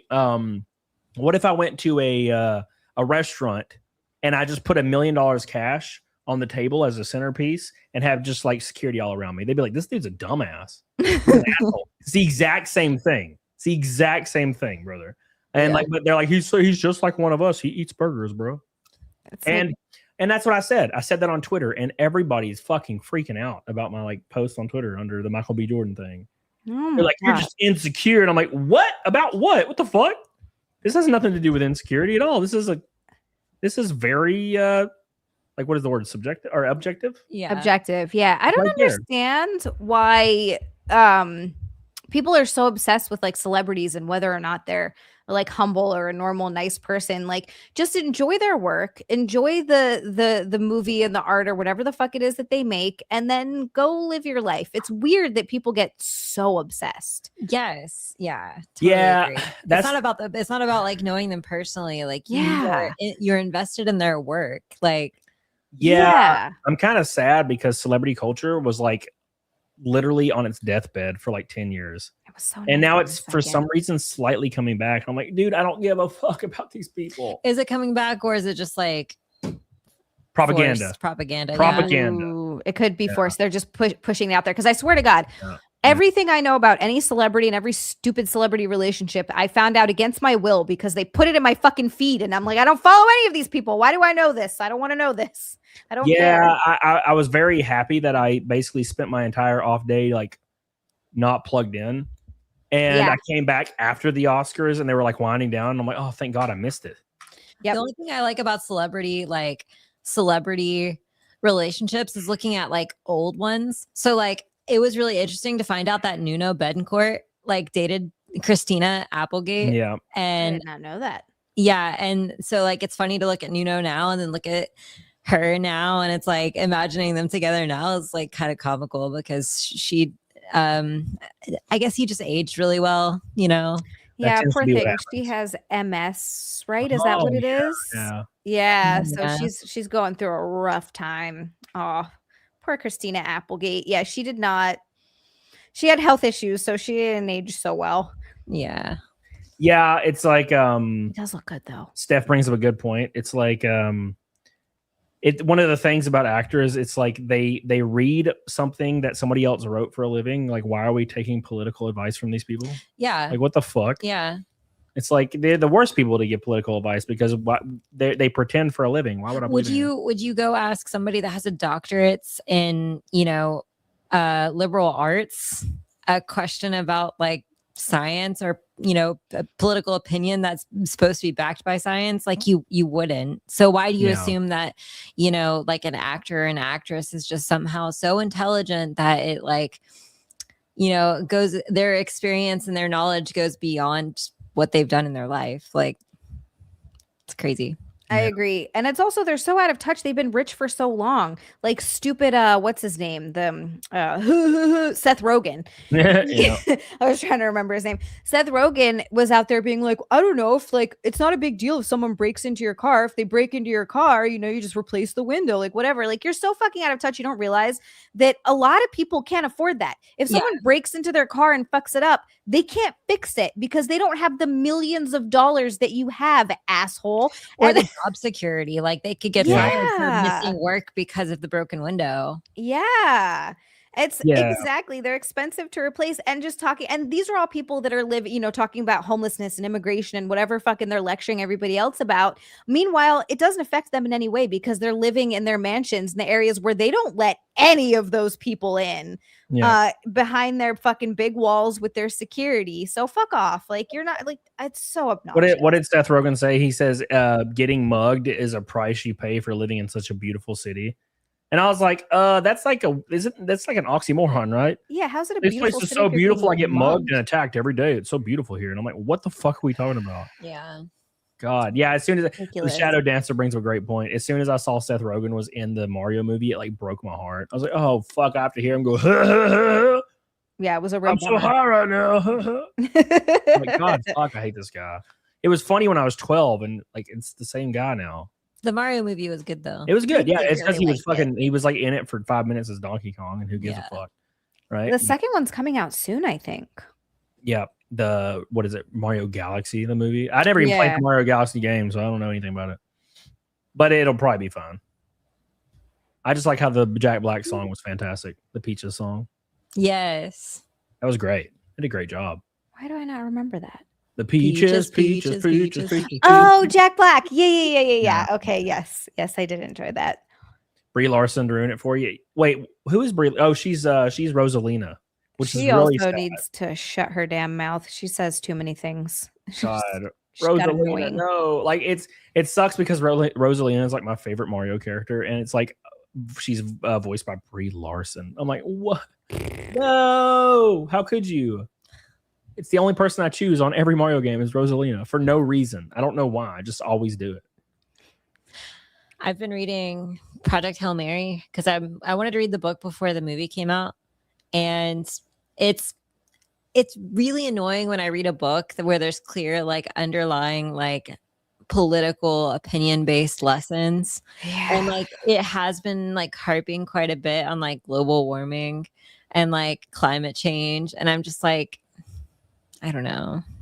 It feels like you're being lectured, and that's not what you want in your. At least, I understand some have a message, whatever, fine, but like not all entertainment has to have a message. And when you feel like you're being lectured or talked down to, and you're just like, okay, I've heard this 1,000 times, right? Yeah. Can you just entertain me? I'm trying to escape the shit that I see all day. Exactly. Please, Yeah. yeah. I mean, I'm one of those people where it doesn't bother me enough to where I'm like, I don't want to read that book or I don't want to watch that movie. Like I'll watch something, I'll just completely ignore whatever they're like. Handmaid's Tale. I loved the show, and I understood that they were trying to make like a political statement with it. I just didn't take it that way. I chose not to take it that way. It just became over time. It just became a Trump thing. Like everything, like The Boys and everything became a Trump. Everything becomes a Trump thing, and it's so exhausting. The people are like talking about the Firefly animated show that's apparently might be coming. And for one, animated, I don't really care about that. No, I'm but bummed two, about that. I was like, well, let me do my due diligence and go research the people writing it. And immediately, one of the writers is like a pretty hyper anti-Trumper, and he says I saw a quote where he said that all of his media, like some kind of fighting against Trump message, naturally makes its way in. And I'm like, fuck, no, not Firefly. Why would you do this to me? Yeah, like please don't. It was so good. It was so good. Yep. Well, rest in peace. All right, Zia, you're free to leave. I appreciate you. Thank you so much for hanging having out. me. It This was awesome. so much fun. I really missed this. Yeah, and I finally got to like meet PDH for real. Yeah. Like through video, not in person. Maybe one day in person. That would be nice. I feel like I already know you, watching streams with you and Cody, and then him telling me stories. So yeah, and I also I follow you on Instagram, and you were so sweet. This was like a year or two ago, I think. At this point, come into my defense in the comments of people being douchebags. I was like, oh, yes. What did they say? They were just. So to be fair, the lip filler I got was not good. It was too much. I've been getting lip filler for years though, and I don't think it's been like no one's ever really said anything about it before, whether they noticed or not, but I've always liked it. A year and a half ago, I just got every year or so, I go and just get a little bit more because it starts to go away. And I told the guy, I was like, I just want to keep my natural shape and just keep it very natural. Like I just want a little bit. And he put it did look bad. It was too much. They were huge, but I was just like, dude, what the fuck? But you just wait. It goes down. It fades. I waited and I haven't touched them since because they're still, I don't want any more in there. But yeah, so somebody's commenting on that. And then but here's the thing. People just make up shit in their heads. Like 100%. Oh my God, it's crazy. People are like, why'd you get so much filler in your face? I'm like, I didn't put any filler in my, like, they're like, you get filler in your cheeks. I'm like, I didn't. I just have chubby cheeks. I've literally, the only thing I've ever done to my face is get a little bit of lip filler. I don't even have Botox, and I'm not against it. I just am like kind of freaked out about the idea of not being able to move my face. It freaks me out a little bit. It's really great if you have anxiety, because I get stress face where, like, when I'm in social situations, like in person, like I feel like I'm like trying so hard to make the right facial expression that I get like a migraine. Oh, and no. so it helps with that. Okay. I've also heard it's really good for TMJ. Like, you get it in your jaw, and it also, like, it slims your jaw down and helps with TMJ, which I have. So I'm like, maybe. But yeah, people they'll just comment random shit like that. They're like, I don't know why you got filler in your cheeks. I was like, I didn't get filler in my cheeks. Where did that even come from? My faces literally always look the same. It just, if I gain a few pounds, it gets a little chubbier. If I lose a few pounds, it gets a little slimmer. Before we end, guys will be like, oh, I prefer natural women, and then you'll see where they're like following or like liking women who are clearly not natural. They don't know what natural is. Like, I also get lip filler. I've gotten under eye filler before, but you do it so subtly and so natural that you're just keeping up with the fullness you used to have. Like, exactly. And I would never know that you have lip filler. It's so well done. And I think that's a lot of people. Like, you look at a lot of people and you don't think they have it because it's not noticeable until one time you get a fucked up like, I left and I was like, this does not look good. Like, I knew it, but it was nothing I could do about it at that point. I'm like, well, we just got to wait this out. It was too much. Before we end, I wanted to point out, as I was thinking about this earlier, Aaron Moriarty it's so funny to see like the rhetoric around this. What's up, Drew Bradley? She gained weight. Nah, Drew Bradley, I'm broker in hell, brother. Broker in hell. So Moriarty was like the cutest girl, like just a cute little, cute homegrown little girl, and just absolutely gorgeous, like just like look girl next door type. Oh yeah. And she started getting a metric fuck ton of plastic surgery, and she like started getting weirdly like Michael Jackson-y. And then you could tell she tried to go the other direction and correct it all. And people were actually like, wow, she looks way better now. And I'm like, dude, she got like another metric fuck ton of plastic surgery. Right? Like, she looks like she looks like that one lady in that one movie. Was it Mean Girls? Where she's like, I can't move my face because she got so much Botox. Well, Botox is never the problem that makes I know, you but look, like, that was the joke in the up, movie. yeah. I'm saying, like, she's obviously had so much fucking plastic surgery, and people are like, wow, she looks better. She gained weight. And I'm like, no, she just went the other direction. Yeah. You know, No, it's still a lot. She got the buccal fat thing, and then you can tell that it wasn't good. So she like reversed it and, got filler probably. And she was so perfect before. That's what sucks. I'm not against work. Dude, look what happened, Cody. I need to know who Go Low Flow is. Look at what happened. Who is Go Low Flow? Reveal yourself to me. Who are you? This is like the second stream in 3 streams where Go Low Flow is dropping giant fucking bombs. Now we don't have to have a funeral for the aborted child. Yay! I had already mourned for like 20 minutes. I was mourning. I was like, I can't believe I'm a part of the ends of the streak. That's horrible. Well, it extends thanks to Go Low Flow. It extends, no pun intended, to 593. That's insanity. Insanity. We didn't get the double bikini show off between Zia and. We can try it again. Just let me work out again for like 4 more weeks before we get there. I'm such a chubby bunny right now. I saw you on stream the other day and your core looked good. My core is okay, but I feel like I carry my chonks here. I carry my chonks in my love handles. That's great. That's a good thing. A really good thing. In my face. I get around like you're a round little chubby bunny face. Looks like I shoved marshmallows in there. Thank you to Go Low Flow. We love you, buddy. We appreciate you. That's insane. An insane drop. I'm playing it again. I'm playing the song again. Hank said the baby crawled out of the dumpster. What baby? The aborted Oh, baby. the naked snake baby crawled out the dumpster. I'm back. Oh. It's hard to kill. It's hard to kill the naked snake.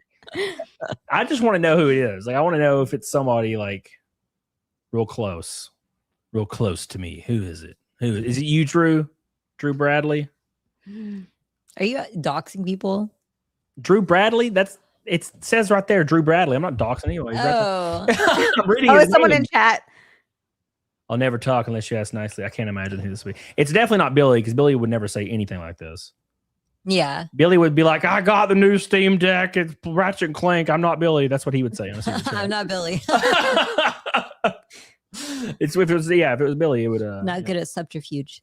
yeah, he would. Yeah, I'm just wondering if you ask nicely. Wait, unless you ask not. Well, I'm Pretty please. I want to know. DM me. Watch this be like my dad. Like, what the fuck, Dad? What are you doing? I just can't have the heart to see you fail, He's Cody. just got like a hot chick as his profile picture. Well, it's Sydney Sweeney with laser eyes. Oh, I didn't know that. Yeah. We'll try for double bikini off again. Yeah, we'll in do the it. We'll future. try again. Yeah, because I want to see what the chat does. It's real important to I me. need like a 2 month heads up so I can stop eating ice cream. Just kidding. Yeah, let's plan. We can plan for this though. We don't have to stop eating ice cream, but we can just plan. Except not for what eating can ice cream after this. Yeah. That ice cream is good. Those I cones are deserve fucking it. awesome. I love waffle cones. They're so Yeah, good. that sounds really good. I don't have any ice cream. I think I have Dole Whip. Which is hilarious because it's freezing cold in our house because our heat doesn't work right now. And you're like, yes, ice cream. Waff That says, will make this better. Waff says double bikini when Jesse does unqualified experts. Well, of course, Zia's gonna hit bikini. What's your streak? My bikini goal is so much lower. It's what are we at? 366? I want to say. It's a very odd number. Yeah, I think it's 366. Well, that's her streak. 366. Oh yeah. Sorry, yeah. The streak is 3. That'd be hilarious if the goal was 366. I'm like, guys, 366 to bikini. 369. Yeah. 360. That would have been the one. Dang. No, McSteller, no. That's not the people, no. Not the same people. Thank you, Golo Flow. I really appreciate your love and your support. And keeping it alive on the Monday. The Mondays are hard. I have Hypnotic tomorrow, by the way, guys. Oh, hell yeah. So I got Hypnotic on a random Tuesday, which I'll do in my game stream after. And then Wednesday I have Nyanus. And then I have somebody else though. Say Nyanus? Nyanus. Yeah. She's a VTuber. And then I have somebody Friday or Saturday. I can't remember. So it's gonna be a lot of fun. Hell to the yeah. So thank you, Zia. I appreciate you. Thank you, Golo Flow. I love you. I appreciate you. Big shout out to Golo Flow for all the love and all the support. Thank you. Hopefully you're not Billy and you're just a smart version of Billy for some reason. That would be terrible. Like, no, please don't take it back. No, thank you, Golo Flow. I love you. I appreciate you. You're free to go, Zia. Thank you for having me. It was so wonderful to hang out with you guys tonight, and hopefully we can do this again soon. Yeah. Have a wonderful evening. Get lots of sleep, and thank you for all of the lovely words in the warm welcome chat. I've missed all of you. Good night. Thank you, Zia. Bye. Bye. Bye. All right. Thank you, Golo Flow. I appreciate you, brother or sister. I don't even know. I love you. Thank you for keeping it going. 2 red boys tonight, Slosher and Golo Flow, keeping the damn goal alive. And now I got to do Naked Snake for the 500. Oh, I got to change it. Did I not change that? I thought I changed it. 593 in a row. There we go. 593, 7 from 600. Thank you, guys. You can go save Loki now. All right. He I'm is gonna go take him he has out. been literally nonstop. Yeah. But it is better when it's down there and not up here. It's so much better. Well, he does it more down there. But yeah. Yeah, but the times he does it up here, which is like probably 10 times total, it's like ear-piercingly loud. Yeah. Because he's like right there, right? Bye, guys. All right, boys. And then there was one. Thank you guys so much for all your love and support. We're going to do Naked Snake. I appreciate you guys so much. Make sure you spam the hell out of the like button in honor of Golo Flow for throwing down the $259 super chat. Hot diggity damn. I'm waiting patiently to see who that is in DMs. I want to know. I want to know what love is. I want you to show me. Yeah. All right, anyways. Let's do Naked Snake for Go Low Flow. Another one dedicated to Go Low Flow. I appreciate you. It's time to do it one more time. At least once that gets to see my naked body. I am very hairy right now. I haven't shaved my chest in a while. It's just something I got to do. I don't like shaving my chest. It's one of those things where if I shave my chest and I don't shave it immediately, like every other day, I'll break out because the hair gets just long enough to poke me. And then, you know what I'm saying? But if I don't shave it for like a month, that doesn't happen anymore. So it's just hair, right? You guys understand. Hairy snake. Yeah, dude. All right, let's do the Naked Snake sponsored by Go Low Flow. Make sure you like this stream. We're almost to 250. 250. Tomorrow is Hypnotic Bambotic, Africa Bambata. Don't miss that. It's going to be awesome. And then Wednesday, we got Nyanus. And then Thursday, I might take off. And then Friday, I'll do a game stream. And then, so, yeah, I don't know. I'm going to do a game stream tomorrow as well after the Hypnotic show and start speed running. Well, I might run through Resident Evil 9 on Insanity before I start like trying to speed run it. I've already started working on paths and strategies in my off time by myself, like not streaming. And I've gotten like 35 minutes into the run where I can kind of consistently do it at a decent pace. But the run is long. It's like an hour and 50 minutes minimum. And I mean minimum. Probably 2 hours, probably 2 hours and 10 minutes on the first couple of go-throughs, which is a long time. That's like 3 successful runs with no resets per stream, right? Maybe, right? So Go Low Flow. It's time for Naked Snake, everybody. Make sure you like the show. Here we go for Go Low Flow. It's that time again, boys. Let's do it.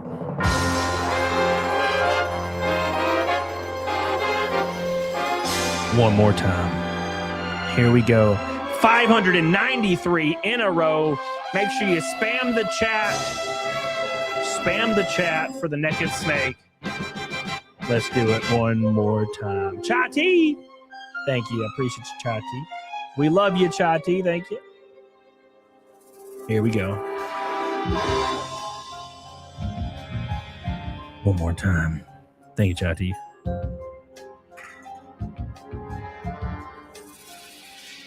What a thrill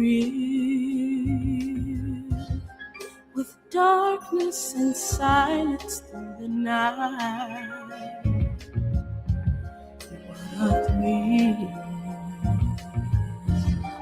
I'm searching, Donna. I'm melting to Thank you, Donna. Here we go, boys. fear in my heart, but you're so supreme.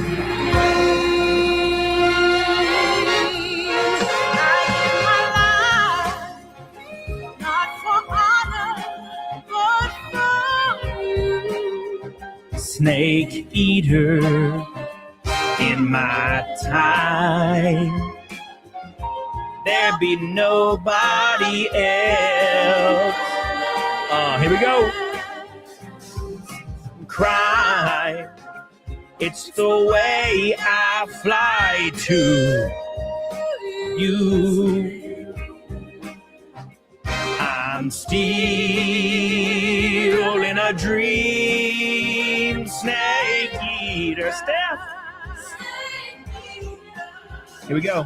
Someday we'll go red. Someday you feel on a tree frog. It's a trial to survive. Oh my gosh. Can you feel it, Melissa? Here we go. I give my life, not for honor, but for you. In my time, there be nobody else. Crime, it's the way I fly to you. I'm still in a dream. Snake eaters. 593 93 times in a row. Hot diggity damn, boys. I'm feeling it. Here we go.